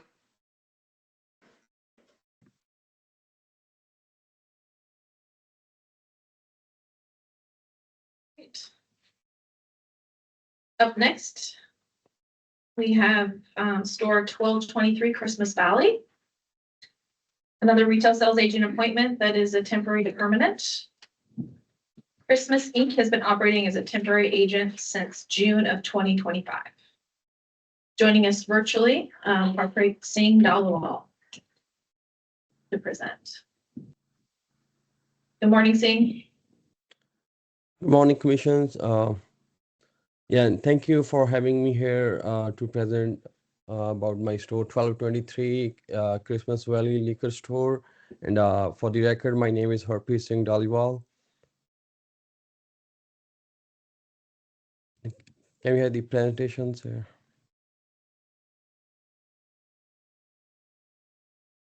Thank you. Can we go to the next slide? So a little about me. My name is Harpreet Singh Dalwal, and I did my bachelor in business in 2015. Hobbies wise, I like to travel a lot here and there, and I recently started playing pickleballs and exploring new cuisines and Netflix in my free times. In my family, I have a beautiful wife and daughters, and got a good family support. Can we go to the next slide, please? About the retail work experience, me and my business partner Jatinder, we both have 3 and 11 years of experience in retails, and so I do the orderings and talk with the vendors about what we can add and what we can improve. Around my payrolls, schedules, and HR duties by myself. Also, accounting, bookkeeping, and financials, I take care of those stuffs. With that, inventory management and loss preventions too. Can we go to the next slide, please? So as a liquor agent experience, I own store 1084 in Chillicothe, and I'm currently a permanent agent over there. And in a Christmas Valley, I'm a temporary agent, and I handle daily operations and compliance. We do Monday, Wednesday, and Friday OLCC deposits. Then I do the weekly OLCC sales report, print them out and send to the OLCC. Then doing the month-end inventory submissions, and also we do monthly in-house audits to stay in our inventory to make sure there's anything going on. Next slide, please. So about the business plan, these are the improvements which we already have completed. We added new inventory and expanded our varieties for the customers.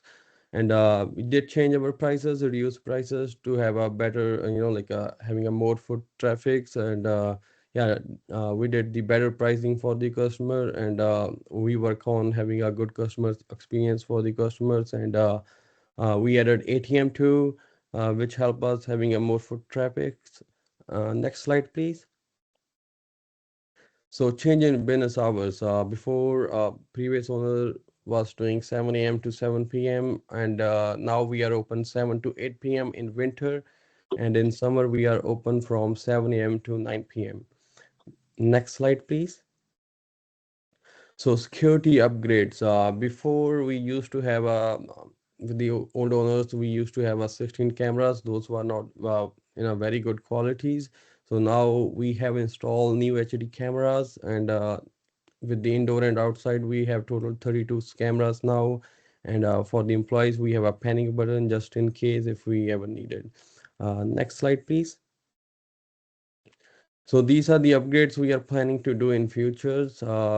So we're planning to add a new 3-door coolers, which will cost $1,500.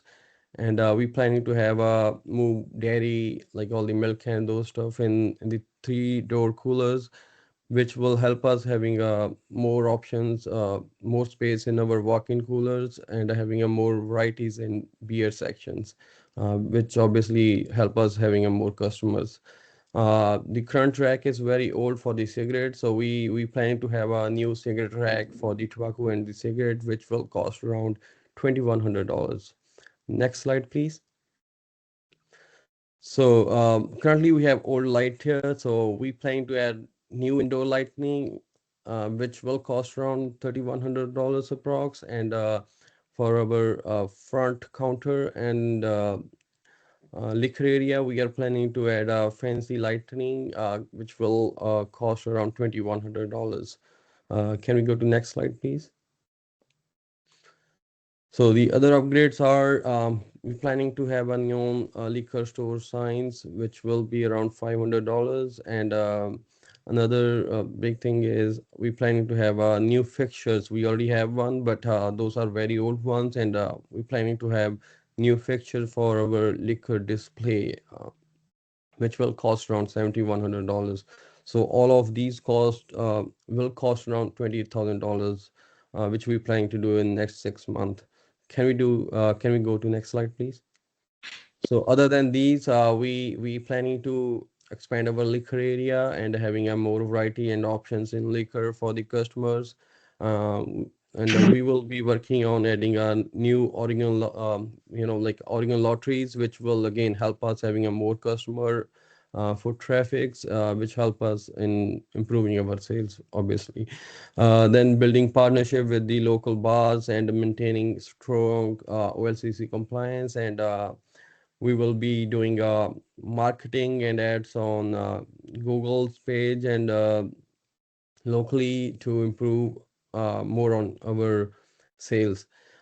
In long terms, we will be planning to have interior flooring and also exterior pavings. We will be like not in a 6 month, in a long term, we will have new pavings and exterior asphalt for outside. Can we go to the next slide, please?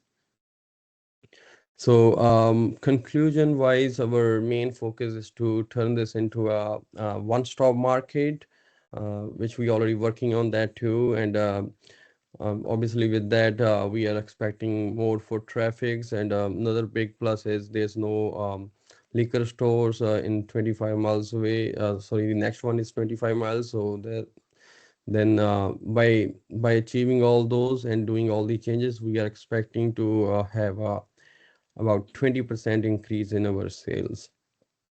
Can we go to the next slide, please? And yes, so thank you for giving me a chance to present my vision for store 1223. I appreciate your considerations for having me here and giving me a chance to turn my dream into reality of owning a liquor store.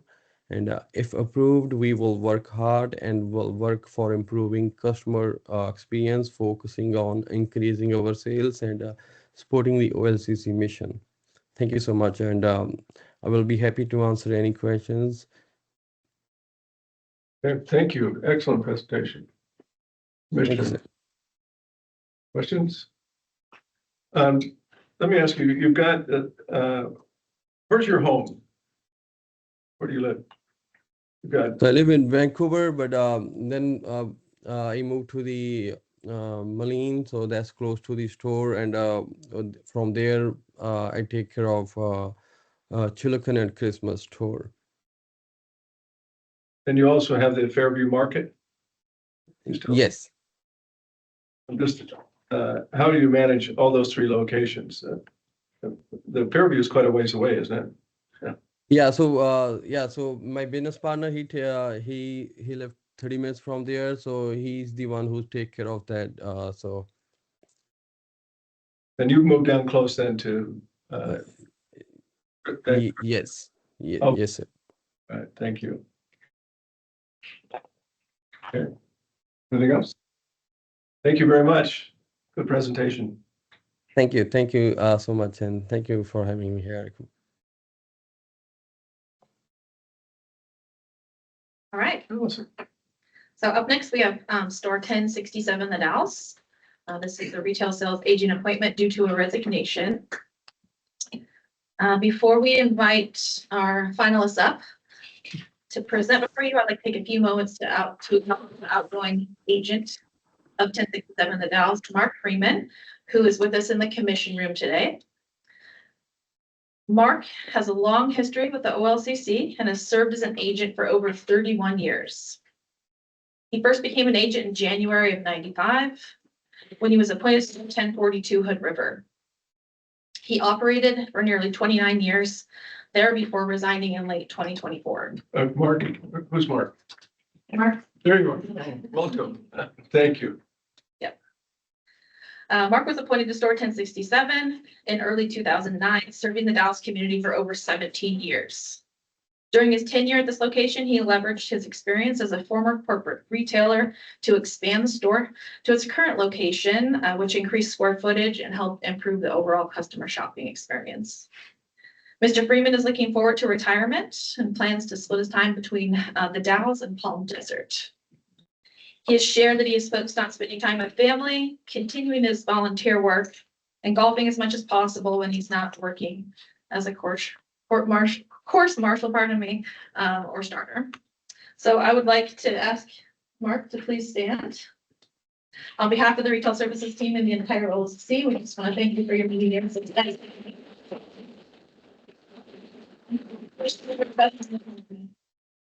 Thank you. Thanks for your service to Oregon. Appreciate it. All right. I'm now pleased to present the following finalists for your consideration. Up first, we have Deepika Verma.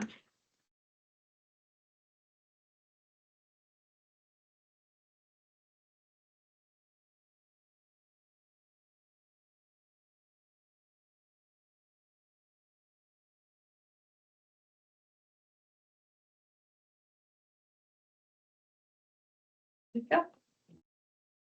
Good morning, Chair and Commissioners. My name is Deepika Verma, and I'm here today to present my business plan for store 1067 The Dalles. Next slide, please.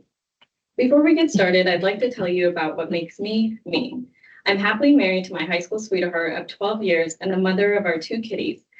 Besides being the current agent of store 1036, I have 14 years of retail management experience from grocery to clothing to convenience. I also have a background in hospitality. I have a bachelor's in marketing and an MBA in finance. My hobbies include traveling, snowboarding, spending time with friends and family, and being a lifelong learner. I value kindness, community, integrity, honesty, and hard work. Next slide, please.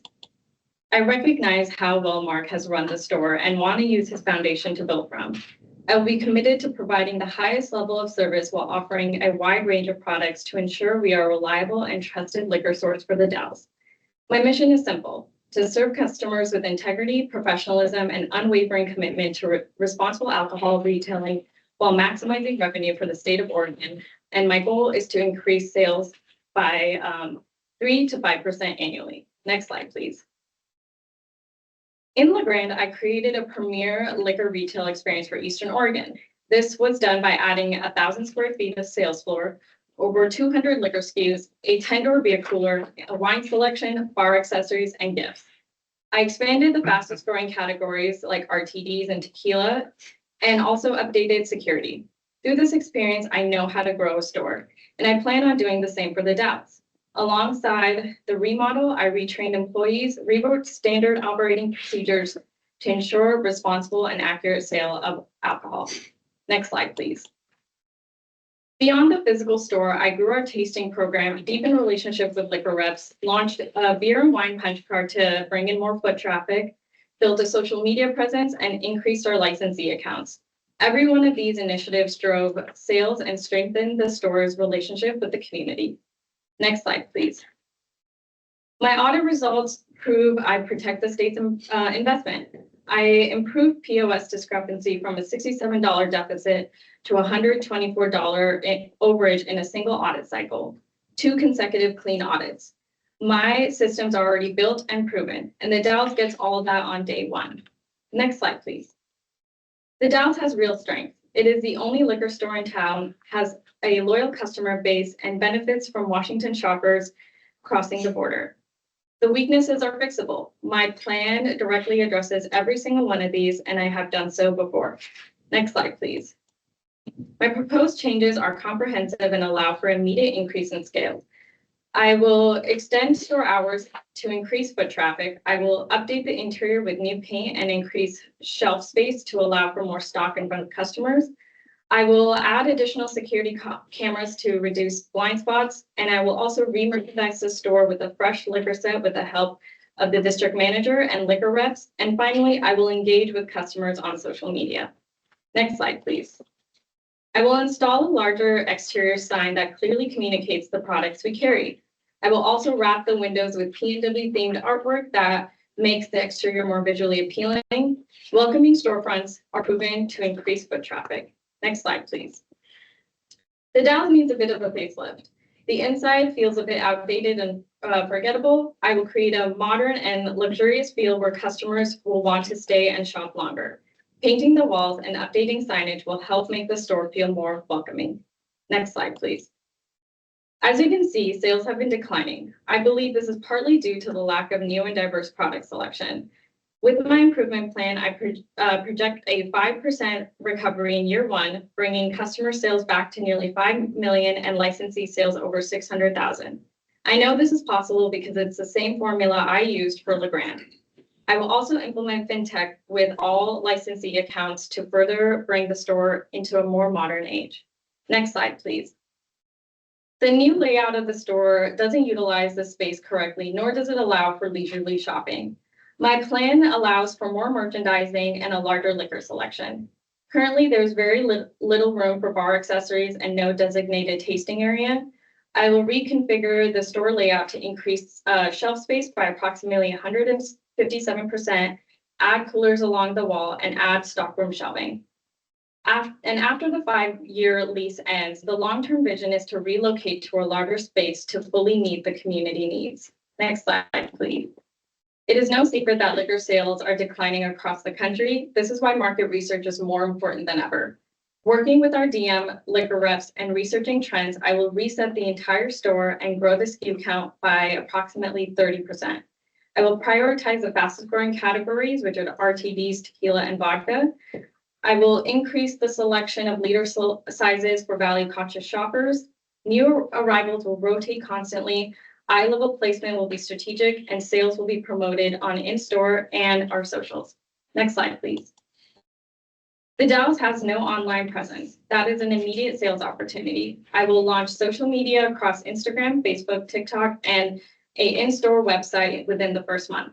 I will run tasting product giveaways, collaborate with licensee accounts, introduce a loyalty punch card for beer and wine, outfit staff in uniforms with name tags, and sponsor local events to embed the store in this community. Next slide, please. I have fresh experience from my transition from taking over LeGrand in early 2024. I'm confident that I have even better advantages with the lessons I've learned from that transition. I will implement LeGrand's proven SOPs, work closely with the outgoing agent and DM to ensure zero service disruption. I will secure housing in the Dalles so I'm physically present from the moment I am appointed as agent. With an already strong management and staff in LeGrand, I know I can commit 100% of my time improving the Dalles. Next slide, please. The plan is phased and ready to execute. Here's my timeline for the proposed changes. Next slide, please. I want to close with why I'm the best choice for the Dalles. I love my job and I love this industry. I'm already an OLCC agent with consecutive outstanding audits. There's no onboarding period, no adjustment, no risk to the state. The moment this license transfers, the store is in compliant, experienced, and something no first-time applicant can offer. My husband and I are full-time business partners. You get 2 proven operators for the price of 1, meaning this store will always have qualified, accountable leadership present. And this is our only job, not a side investment. I have scaled a store before and my systems have been stress tested in live environment, making you ready for a store this size. The Dalles does twice my current volume and deserves an agent who has already earned the state's trust. I also have family in this region and on the west side, and I wish to be closer to them. My record is not a promise, and I'm not asking you to take a chance on me. I'm asking you to recognize what the evidence already shows as it is on file with this commission. I'm the lowest risk and highest readiness choice. Next slide, please. Thank you, Chair and Commissioners. I appreciate your time and consideration. I welcome any questions. On the next 2 slides, you will see my price breakdown and my letters of recommendation. Next slide, please. Here's my cost breakdown. Next slide, please. And my letters of rec. Thank Perfect. you. Hold on. Can we go back to the price breakdown, please?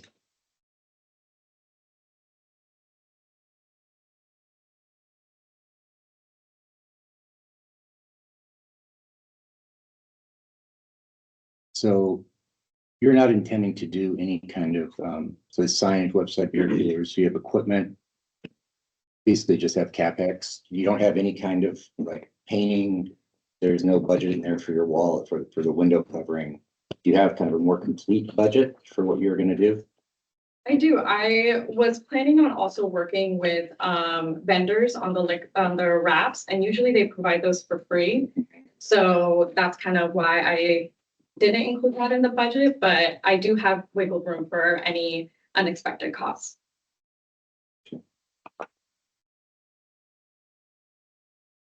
And who's gonna run the LeGrand store? I have a wonderful manager of 12 years and 2 assistant managers that are also have been there for around 5 to 6 years. And I plan to still have housing there and housing in the Dalles. So I'm used to driving to Portland to see family at least once a month. This is just kind of my normal now. Do you mind if I ask a couple questions? Sure. So, my day job is, talking to people about starting a business, so there aren't any right answers for what I'm gonna ask you, but I want to kind of stress test a little bit your thinking, Oh, no. Okay. right? So you've had a lot of ideas about increasing sales, right? And how you're gonna do it. Was it a 5% increase? 3 to 5. 3 to 5, right? So as you go through all of your initiatives and all your ideas, what are the 2 most important elements for you to actually drive those sales? I think the 2 most important that I've also tested in my LeGrand store, because when I first got that store, it didn't have much options in liquor or anything else, honestly. And when I expanded that, I saw more foot traffic. I saw a lot of feedback from customers and from tourists that I had one of the best options, one of the best tequila sections in Eastern Oregon. I took a lot of bakers and unions business as well. So I think giving consumers options is huge, and also the leaders options for value conscious shoppers, especially in a time where people are keeping their pockets tight, is also equally as important. And I was surprised that you didn't mention, because the principal decline that this store has seen is through licensee sales. Right, as a function of aggregate loss of sales over time. And so what's the strategy about growing that? Because it's kind of over the last 4 years, right? It's gone down about 5 to 6% every year. So what's the intent there? Something that I also added for LeGrand was free delivery, and something I plan to do as well for the Dalles. And I think I'm gonna kind of answer it with the same answer, but having those options, when I opened up a lot of options for LeGrand, a lot of the licensee accounts came into my store. I invited them to come see the remodel, and they saw the options that were now available, and they started ordering it. And I also had there was actually no relationships with any liquor reps when I first took over the store. So it took a lot of calling and emailing to get them to come over to Eastern Oregon. And when they did, I would go with them to the bars to kind of pitch their products as well, to kind of bridge that relationship as well. And once people started tasting and trying and just recognizing there's more products out there that they can carry in their restaurants and bars, I think that also grew my licensee accounts. Thank you. Yeah. Thank you. Very good presentation. Thank you so much. Thank you. Up next, we have Jacob Miller.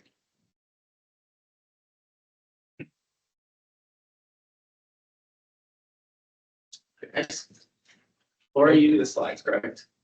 Okay, I'm gonna put you to work today. I apologize. It's gonna be quick, so. Yeah.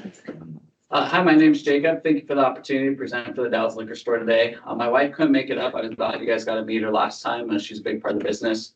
She just wanted me to let you guys know that she was bummed she couldn't be here. Next slide, please. Here's a photo of my family and I. I apologize. I'm gonna go through some of the kind of more boring but important stuff pretty quickly. So I was born and raised in Oregon retail. I've been the GM for my parents' grocery chain for over 10 years now. They have 2 liquor stores in that. So I do have the liquor knowledge and background. Next slide, please.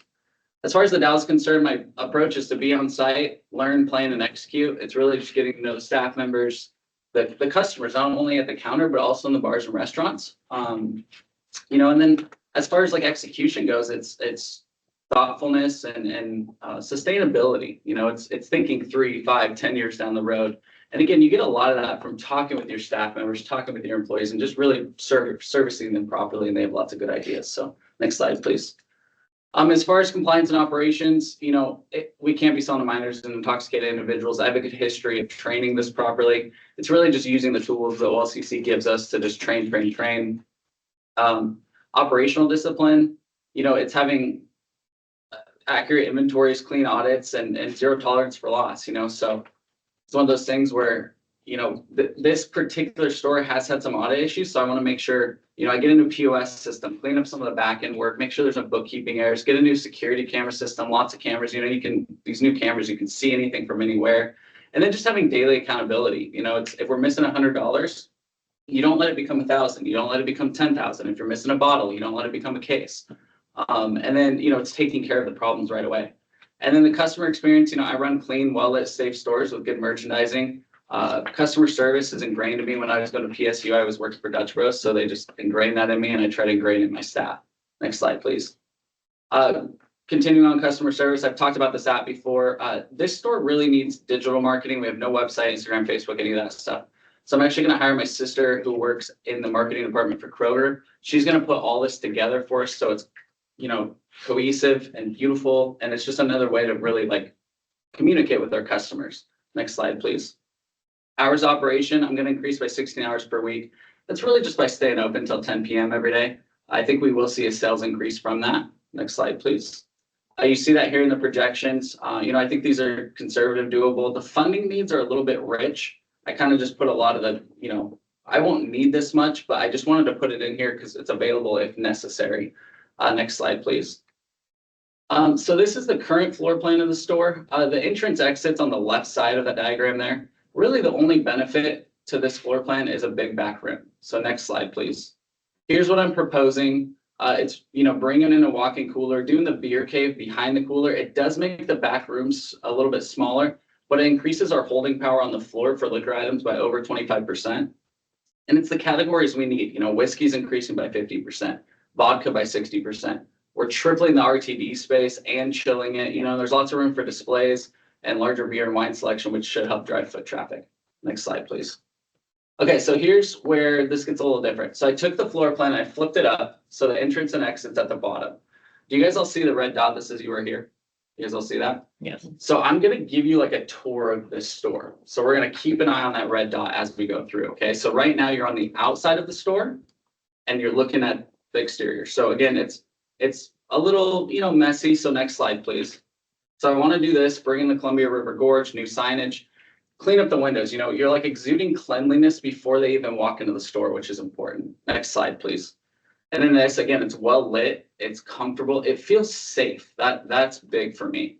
Now we're going to go and we're going to just walk through those 2 front doors. So watch that red dot. Next slide, please. So now you're right there and you're seeing this display here today. It's not a bad display. I want to give you 4 in a row though, because there's lots of display room in the store. And I just want to get you guys inside my brain of what I'm thinking. So not all these displays would go right by the front door, but I just kind of want to show you guys a couple options. Next slide, please. So you got the High Noon one. Next slide, please. Got a Hornitos one. Next slide, please. So this one, not all these displays can be this big, but this one's good because I can show you how we can use coolers and freezers. Next slide, please. This is another cool one. Again, we can shrink this down, put it somewhere else in the store, but it has all the ingredients for specific recipes. So again, it's like the app, it's interactive for the customers. On the right of this display, we're gonna go down that aisle to the right. So watch that red dot. Next slide, please. So now we're here. I added the red arrow for you guys so you can kind of visually see where you're looking. Does that make sense? Are we good on that? Yep. So this is what it looks like today. Next slide, please. This is what I proposed. So I brought in the cherry blossoms. That's big for the Dalles area. You got the light Trex up top. Again, these panels are, beautiful, but we can also use them for category management signs, vodka, tequila, Oregon made stuff. Now we're gonna go to the back of the store and look toward the front door. So next slide, please. So this one's kind of hard to orient because everything's running sideways. Again, it's a little bit disorganized. So next slide, please. So this is what I'm proposing. So you can already kind of tell where you're at in the store now a little bit better. Again, I dropped down those gondolas. I think there might be some theft issues here if with the audits. So this just opens up visibility. It enables you to have better customer service, and it just makes the store feel a little bit more warm and inviting. Next slide, please. So we just turned around now and we're looking at the back wall. So this is what it currently looks like. Next slide, please. I want to add this. So again, those doors for the cooler are where the back wall is now. So as a customer, it's going to feel the same, but you have, again, it's well merchandised. There's a lot better selection. You got the nice mural up top. So this is kind of a centerpiece of this remodel and just really opens up the store. Now we're just going to turn around. So watch that red arrow. Next slide, please. So now we're just facing that way. So again, those coolers, we don't need those anymore. Those go in the walk-in. We got to redo this side of the store though. So next slide, please. So we're just doing this again. You see the category management. We're just mirroring the other side of the store really. As we walk down to the end of this gondola, I don't have a photo for you. You can kind of see it in the floor plan. I want to do a high-end liquor cabinet. I don't know exactly what I want to do yet, but I think that will help. I think we're missing the boat on some of those sales. For the tour though, we're going to go down to the registers now. So next slide, please. So this is what it looks like today. Again, it's just kind of messy on the counter up top, We're not a Keno store, we're a liquor store. So, 1 minute. So I want to show you guys that. So next slide, please. So clean up the countertop, again, different graphics. There's no wires hanging down, clean that up. Next slide, please. This is the front. This is kind of the ugliest portion to me. It needs a facelift. Next slide, please. Do this, just again, you're adding light strips, just some facade stuff. You see this right when you walk in. It's the last thing when you leave. Next slide, please. In conclusion, this gives you the whole picture. So not perfect, it's generated. So, there's no tills or anything, but it shows the warmth. Like imagine walking out those doors, you got the American flag up, it's clean. Like you want to come back soon. Again, gondolas are dropped. It's safe. There's going to be less theft. It's shoppable. Like I want to be in the store. I do hope you guys know, I know I went quickly, but compliance and safety is the most important to me. My staff is very important to me, making sure they're financially covered, but also a place where they enjoy working. And then obviously the community and just making sure we have the right products and being a part of it and having pride and ownership. So thank you. Sorry. Thank you. Commissioners. Let me ask, you've got, you're going to be in the Dalles and you're also operating quite a ways away. Where's your home going to be? My home currently is in Southern Oregon. Okay. Yeah. And then you're going to keep a market as well as the store? I'll step away from it. So it's one of those things where I work for my father and then I have one market and he'll take care of that for me. Okay, so you're going to be down here. Yeah, I'll be 100% committed to the Dalles. Okay. Yeah. Living down there? Is that? Yeah, I don't, honestly, I'm going to be honest with you. I don't know yet. I haven't put my home up or anything like that. I haven't looked. I think the biggest thing for me is, going up. Let's say this, the first 6 months, I'll just be going up there every week and just be working. And then I do have a lot of confidence in the managers. I've already kind of gotten a relationship with them. So I know that's a bad answer, but I'm going to be honest with you. I don't know yet. If I need to, of course I will. Yeah. But Well, Just understand this, which have never been it. So. What was that? Yeah, well, and it's a great drive and it's, you know what I mean? I don't mind driving and I kind of work that way even now. Like I do have a family, so, you know, I don't work 100 hours a week. But I do like working, you know, open to close, especially like in a liquor store, because you get to see every aspect of the business. You know, I think a lot of agents, I'm not putting other agents down, but I think a lot of them come in the morning and they talk with their manager and their morning people, but they don't know what happens at night. So I do kind of like putting those long hours in, if that makes sense, Sure. and doing like 3 or 4 days of it. So, Okay. um, Thank you. yeah. You were here back in January of this year, Correct. Yeah. and tell me the outcome of that. DJ, correct?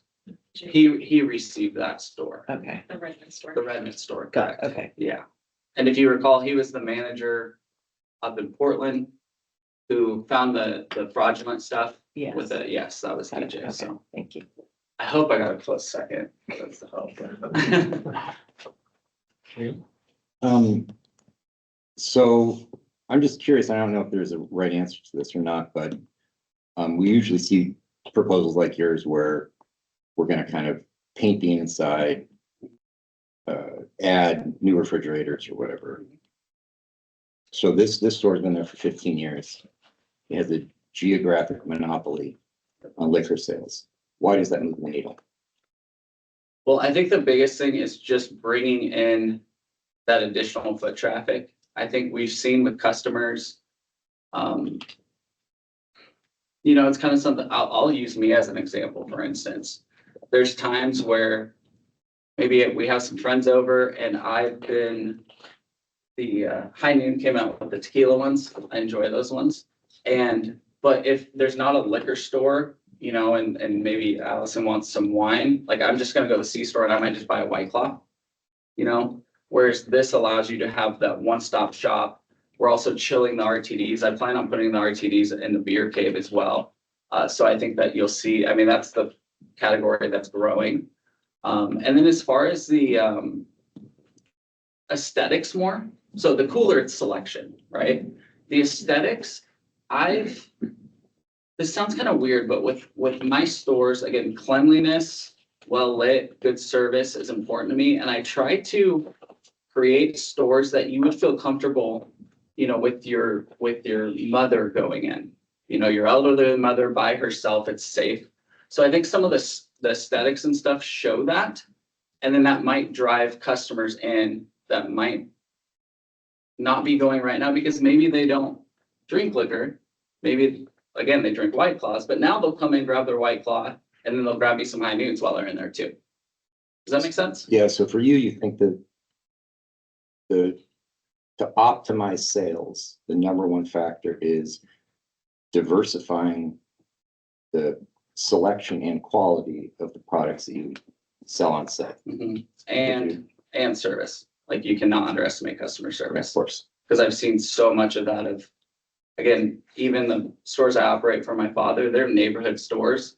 And the service is, I don't know if you guys have spent a lot of time in Medford or Southern Oregon, there's stores everywhere. And the thing that sets us apart is that service, because you can go somewhere else and maybe even get the item for cheaper. But people come to us because the service is good and the cleanliness and the lighting and all that. It's safe. That's really what it comes down to. Can we take a look at your budget again? Yeah. So you said you secured a $400,000 note, right? I think 450. To be honest with you guys, I try to redo that once I started the presentation because that was on the application. As I started doing the presentation, you know, there's stuff in here that it's like that front counter that needs to be done well. That might cost me a little bit more than I was initially expecting. So I redid the budget for you guys here, but there is additional money available outside of that 450. That was just one bank account. So there's other, you know, and obviously I can give you guys verification on that if that's necessary. Yeah, so I know the material we said, showed 400. Yes, yes. That's fine. Do you happen to know what your monthly payment is on that? I want to put it on a 5-year note. So it's gonna be about what, 9-10 grand a month. I may do a 10-year, it just kind of depends. You know, again, it's one of those things where, you know, you gotta take debt sometimes for things, but I just don't like to, you know, I'd love to just get it paid off as quickly as I can. You know, don't, I'd rather simplify my personal life and not spend as much money there and dedicate to the store and get that paid down, so. Well, here's some good news. It's only $89.10 a month. Oh, perfect. So, saving some money. Yeah, there you go. I got an extra $1,100 now. So, but yeah, again, I do think that budget there is pretty rich. You know, there's some stuff.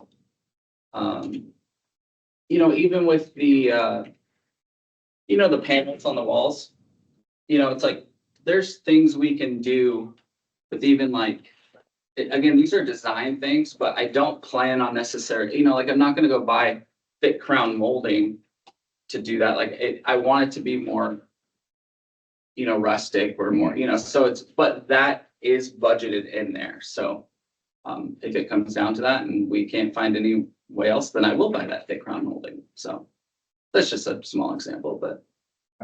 Thank you.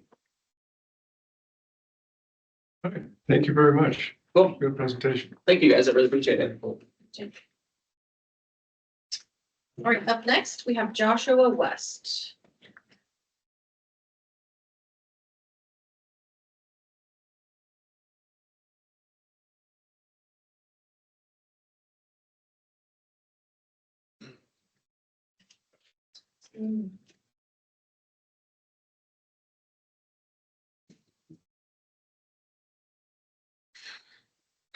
All right, let's go for it. Shall we wait? Oh, yeah. Let's wait for Commissioner Short to return. Totally, yeah.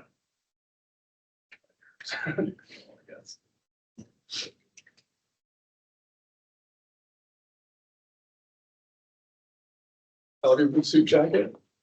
Thank you. We're matching. Your collar's a little punk there, There though. we go. My wife's not here to straighten you out. It's all good. Thankfully mine is, so that's fine. Is this a competition now between you two? Yeah, yeah. I want the agent title. She wants another store. But yeah. I Who's want gonna to be determine who's gonna be boss then in the whole thing? Currently, she's the boss, Why is that? professionally and personally. I want to get a little bit of a leg up though, if I can. All right.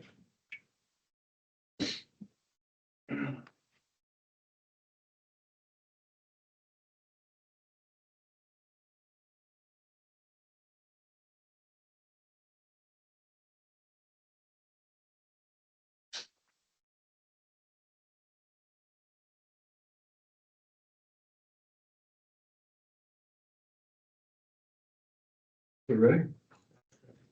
I think we were waiting. What are we? We're waiting for Nick.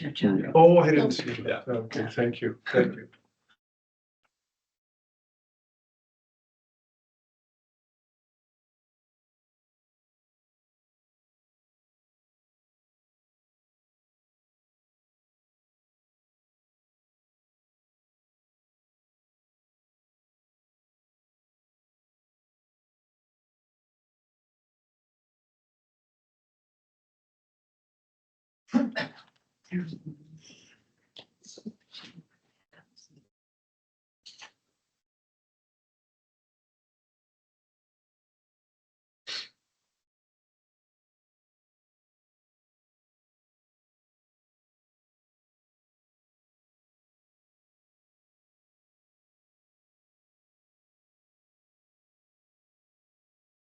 Okay.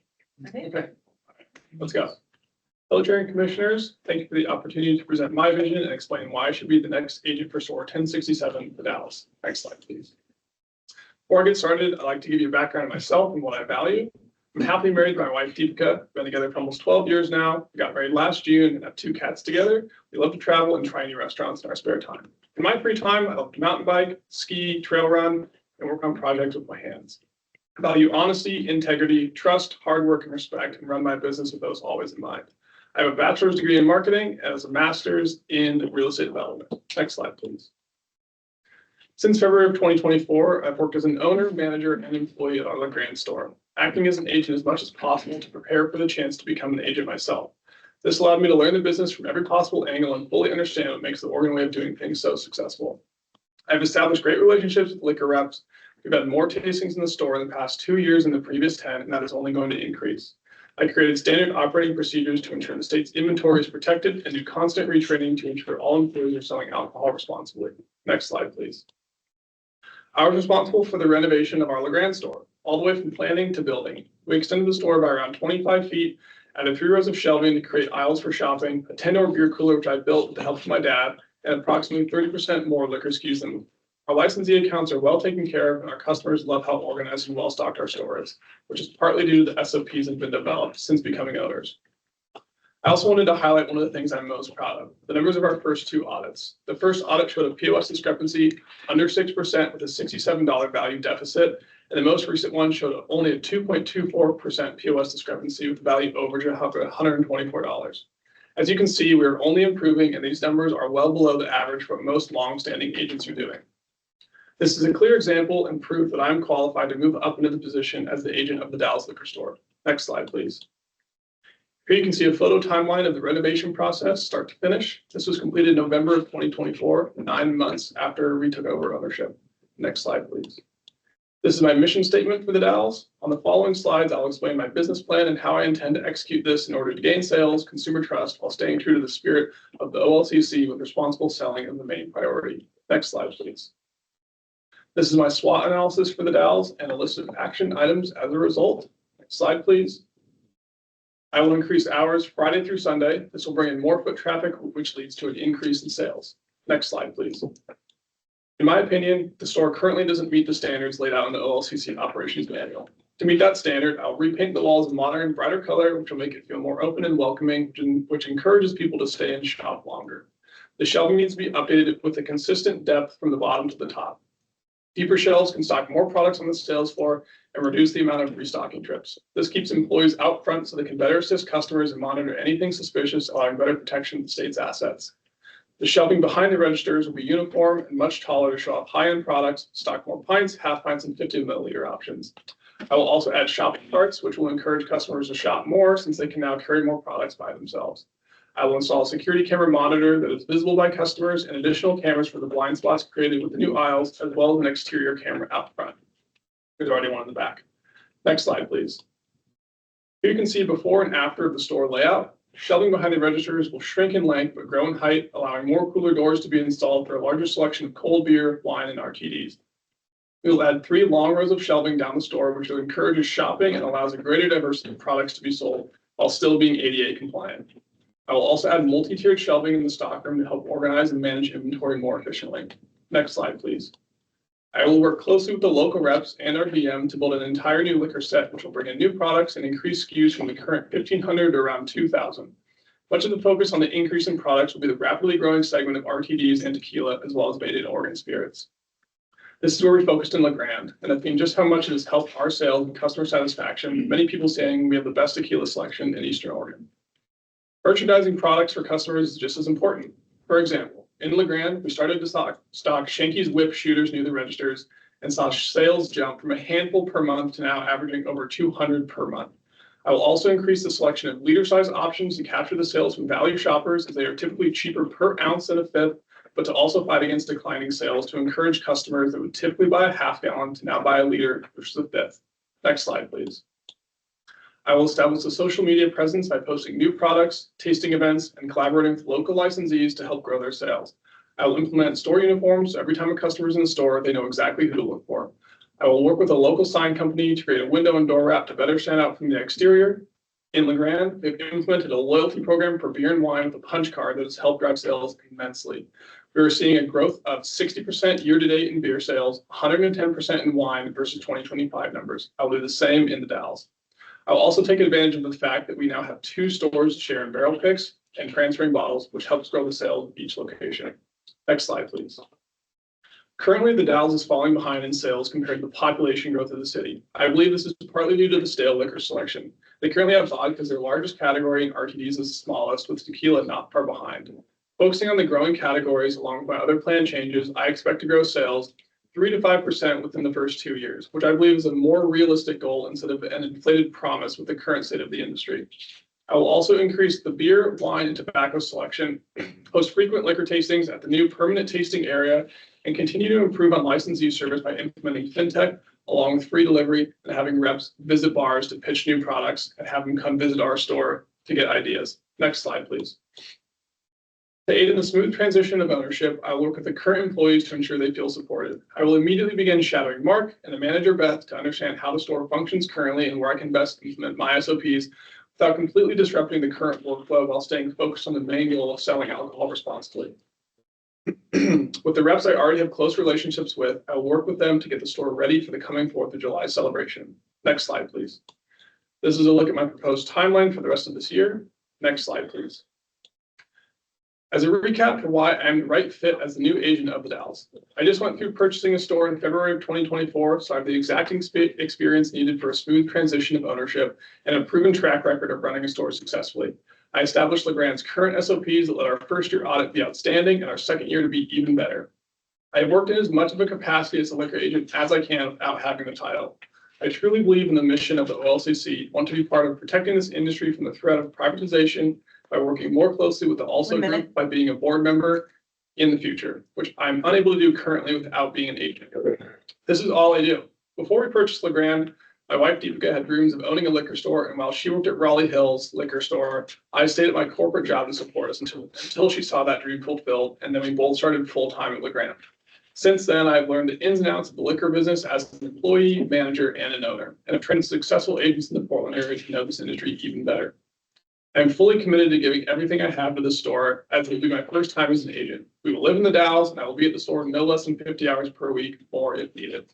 I'm young, have no other business obligations, and am dedicated to this industry, which means if I get appointed, I'll be around for a long time, and I welcome the coming improvements the OLCC is bringing, including a new warehouse and hopefully the eventual POS system. Next slide, please.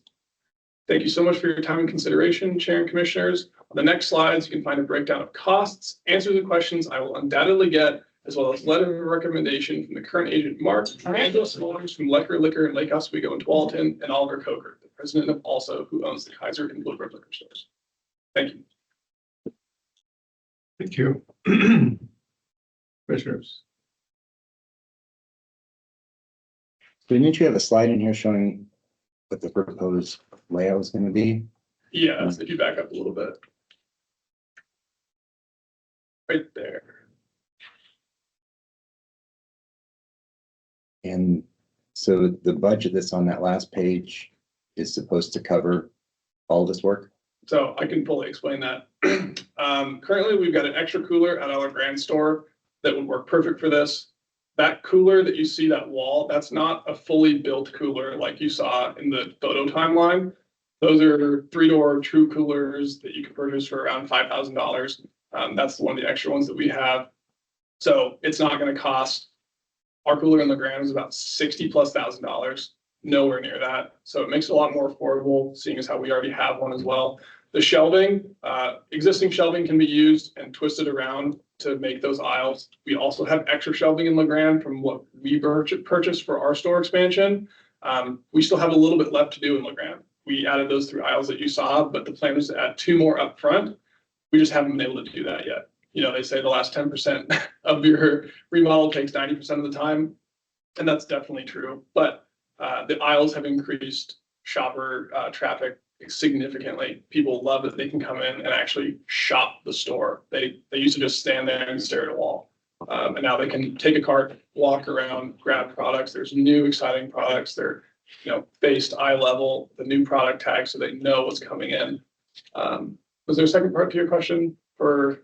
No, but I have a follow-up. Go for it. So in LeGrand, how much did you guys spend? In LeGrand, I think we spent close to $100,000. Stuff became really expensive as we were getting quotes, and then toward the end, paying everybody. I did a lot of the work myself. As you can see, I built the cooler with my dad. So we saved significant money there. Painted the store ourselves. Basically, the only thing I didn't do was polish the concrete floors because I don't know how to do that. And electrical, but everything else I do myself. I'm super hands-on. I like to know exactly how something works. So if anything breaks, I can be the one to fix it. And I can also explain to people that I work with or that work for me how they can best work with these products that we put into the store. So yeah, LeGrand, to be honest, I think we spent a little bit too much money. It's our first store experience. I frankly, was still learning, and now I've got all that experience under my belt. This renovation though is nowhere near the scale of LeGrand. This is not moving a wall back. I understand this store, which is a very similar shape to the LeGrand store, long and narrow. It's got its limitations, and I don't want to invest $100,000 into a store when I want to move eventually down the line. This lease has just been renewed, so 5 years later, if I can find a space, that's what I would like to do. And that means that you're going to need to build a savings prior to moving. Investing right now, though, in what I have presented will grow the sales, and I think it will be just enough to get to that point that we want to be without doing a crazy amount of work and then being stuck in that spot, because I believe that Dallas is capable of up to $7 million in the next 10 years. And I don't believe that this store supports that. You need to be in a bigger area, but investing $100,000 plus into an area like this, I don't think is a realistic thing to do for the sales that I want to see in the future. And one of the things I'm trying to figure out is you guys have a substantial amount of money that's been pledged to the purchase. Yeah. Right. Thank you, grandparents. Right. Awesome. Yeah. Right? We should all be so lucky. I'm very lucky. And, but, so I'm trying to, so the resources are there to make substantial improvements. Yeah. Right. So what for you is the right, when you're thinking about building out the store and projected revenue and some sort of projected ROI on that, how are you deciding? And I guess, because you guys kind of are on the same team here, how are you deciding the dollars to put in versus existing revenue? Because Mark's clearly built a store that I'm sure very cash flow positive, and it's a great little business. So you know that projected cash flow is there. Yeah. So what are you thinking about in terms of if you're going to grow sales X%, right? Is the percentage growth what you're using to determine that incremental investment that you're making? Or is it just actual cash flow over the 5 years that you're going to be at this spot? And why this hesitancy to invest? And I don't think that you need to. Yeah. I'm just asking, like, why are you guys so, why not do bigger changes? Or why not spend some of this money that you have? Sure. Right, Yeah. to make it nicer, because you're both saying that a nicer store drives sales. Valid question. So that's just kind of the background. I think if the store was a different shape, I would 1,000% be wanting to spend more money to invest into it. Big beer cooler, taller aisles, but the shape of the store, you're kind of limited, and that's exactly what we have seen in LeGrand. So I personally don't think that $100,000 invested or more is going to give us the return that we're looking for. We're just going to end up spending more money, and we can get the return that we're after by spending a much smaller percentage of that money by doing the layout and the vision that I have proposed here. I don't think that, as you said, the current store is already fantastic. It just needs a little bit of help to bring it into the modern age, diversify the product selection. In fact, the RTDs is the smallest selection, which was the same for us in LeGrand. That's a huge opportunity, and you don't need to do a whole big change to the store to capture those sales. Customer service is super important as well, and marketing to those bars, so they know what new products you're bringing in. But yeah, I would love to tell you, oh, well, we could invest $200,000, and that's going to make us way more money if we didn't do that. But based on the climate right now, I don't believe that investing anywhere close to that amount is going to give you the return. And so I think it's just a smart business decision at that point to continue to grow with the current layout, not extend the store into the back room, and continue to build on the foundation that Mark has built. So, yeah. Thank you. Yeah. Thank you. Excellent. Thank you. Thanks. All right, our final candidate is VD and Sons Legal Recruiting LLC, and Kelly Nguyen will be representing the LLC person. Introduce.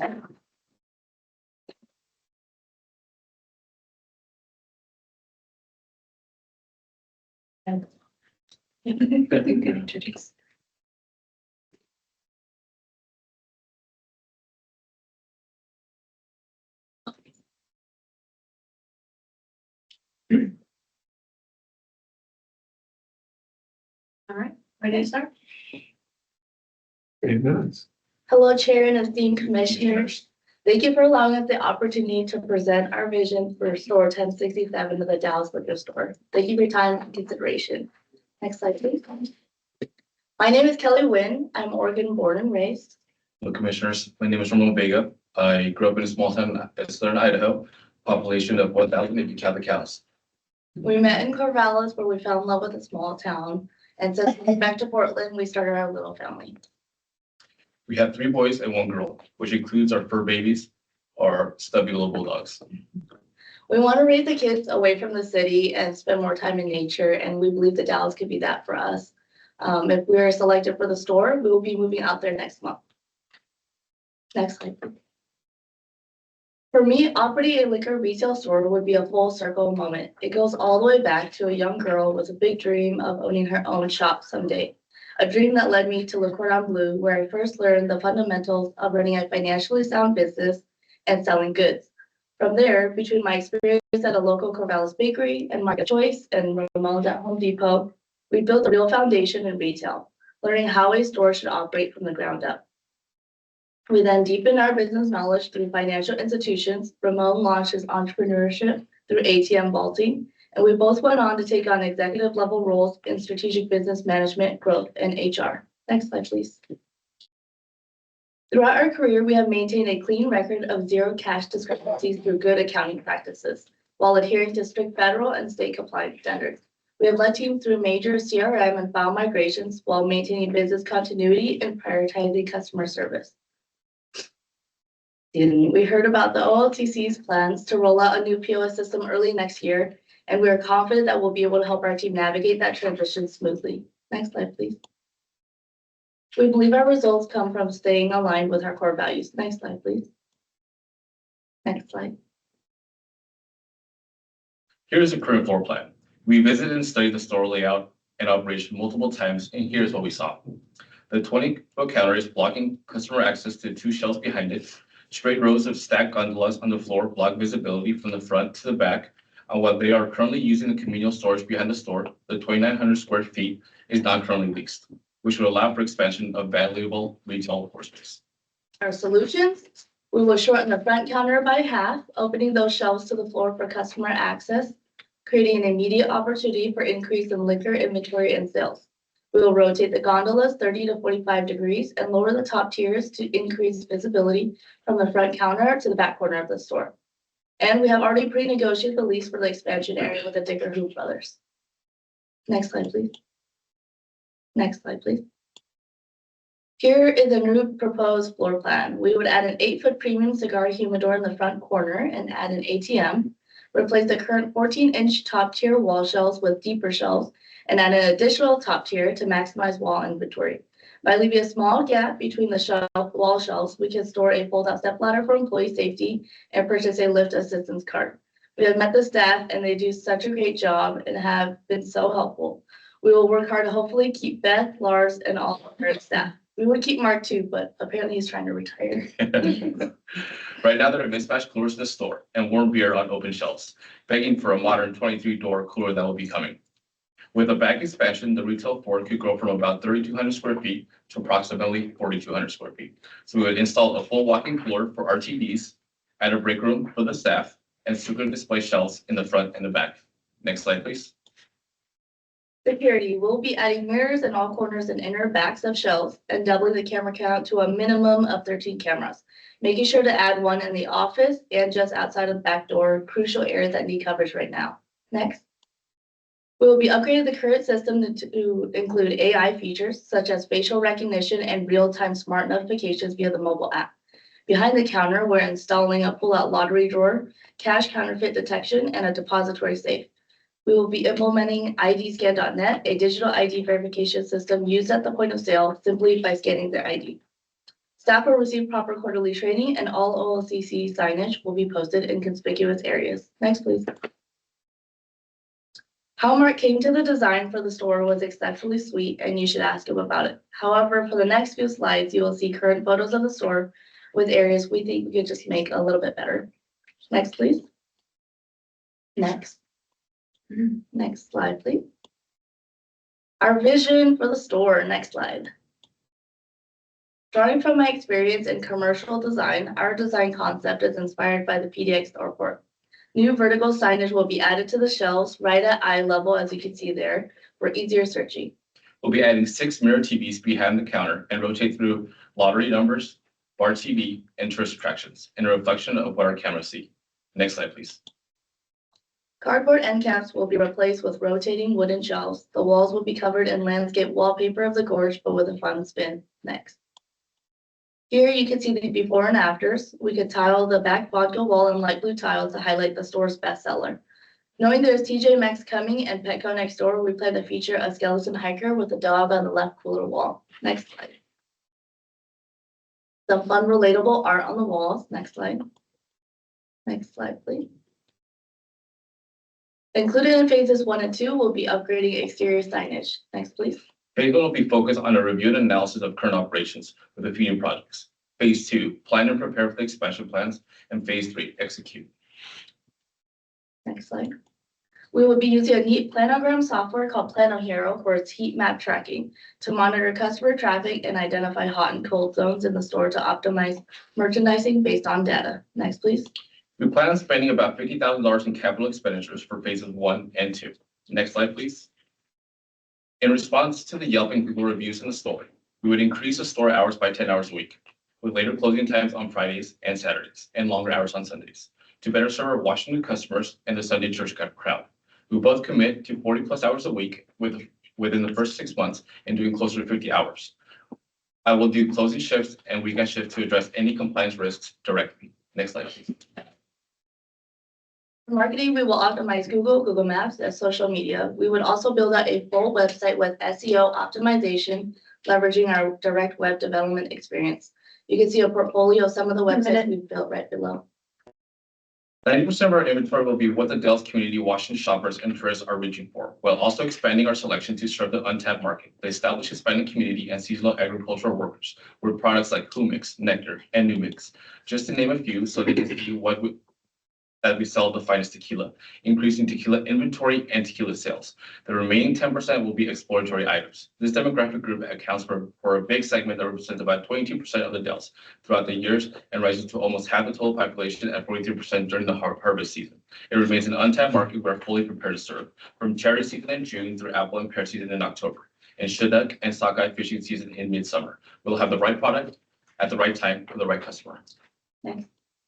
We believe our competitive edge comes down to 4 things. First, security. We bring with us security and protocol training at the level of financial institutions required to protect billions of dollars in assets. Second, technology and marketing. We know firsthand how to get the store on the grid. Third, knowledge of the market. And 4, sole focus. This store will get our undivided attention and will be present, active, and good stewards of OLC.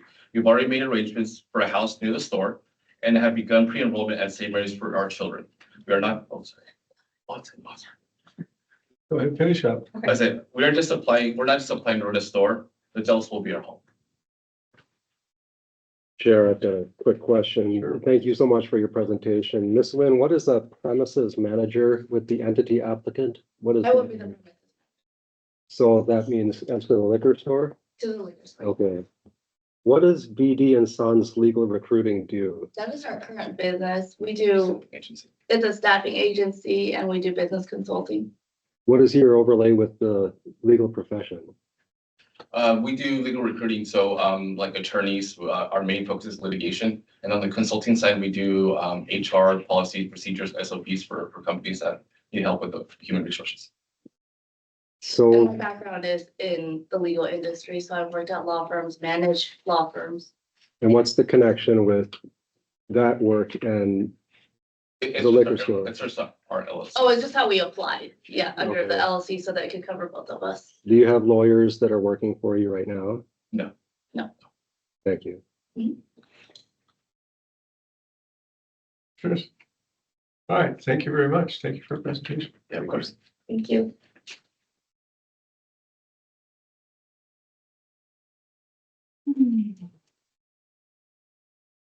Okay. now we're-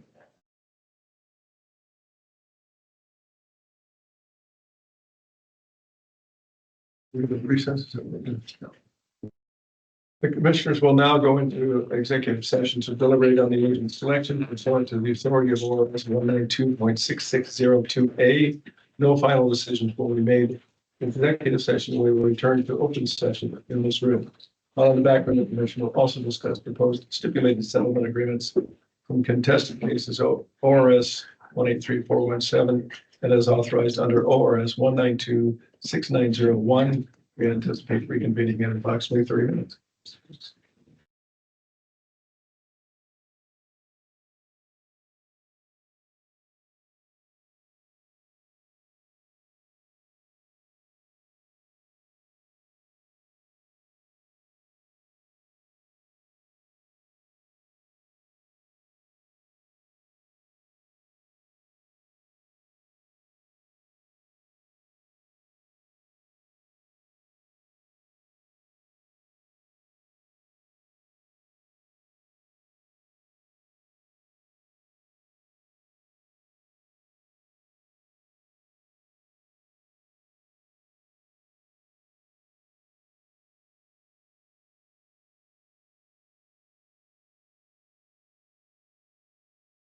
I don't know. Just want to make sure that we're now, but so much. Yeah, no, it's good.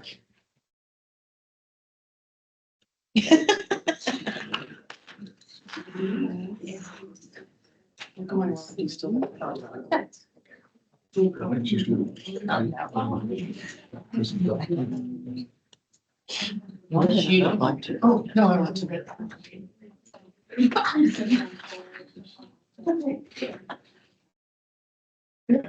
Hang on. I don't think I like that. This. No. It's just.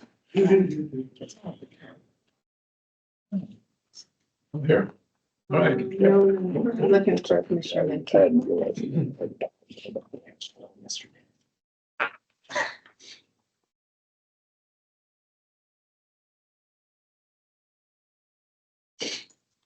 I guess keep going now. You could go ahead, I'll just keep going. Okay. We are back in session. The first order of business. Let's entertain a motion for the, which are we got starting with? 1037. Okay, yes, Chair, yes.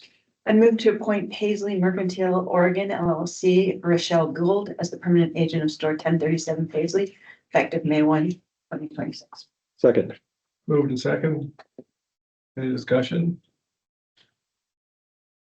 Take a roll, please. Commissioner Chowry? yes. Commissioner Glenn? Yes. Commissioner Hayes? Yes. Commissioner Huffman? Yes. Commissioner Melitas? Yes. Commissioner Minty?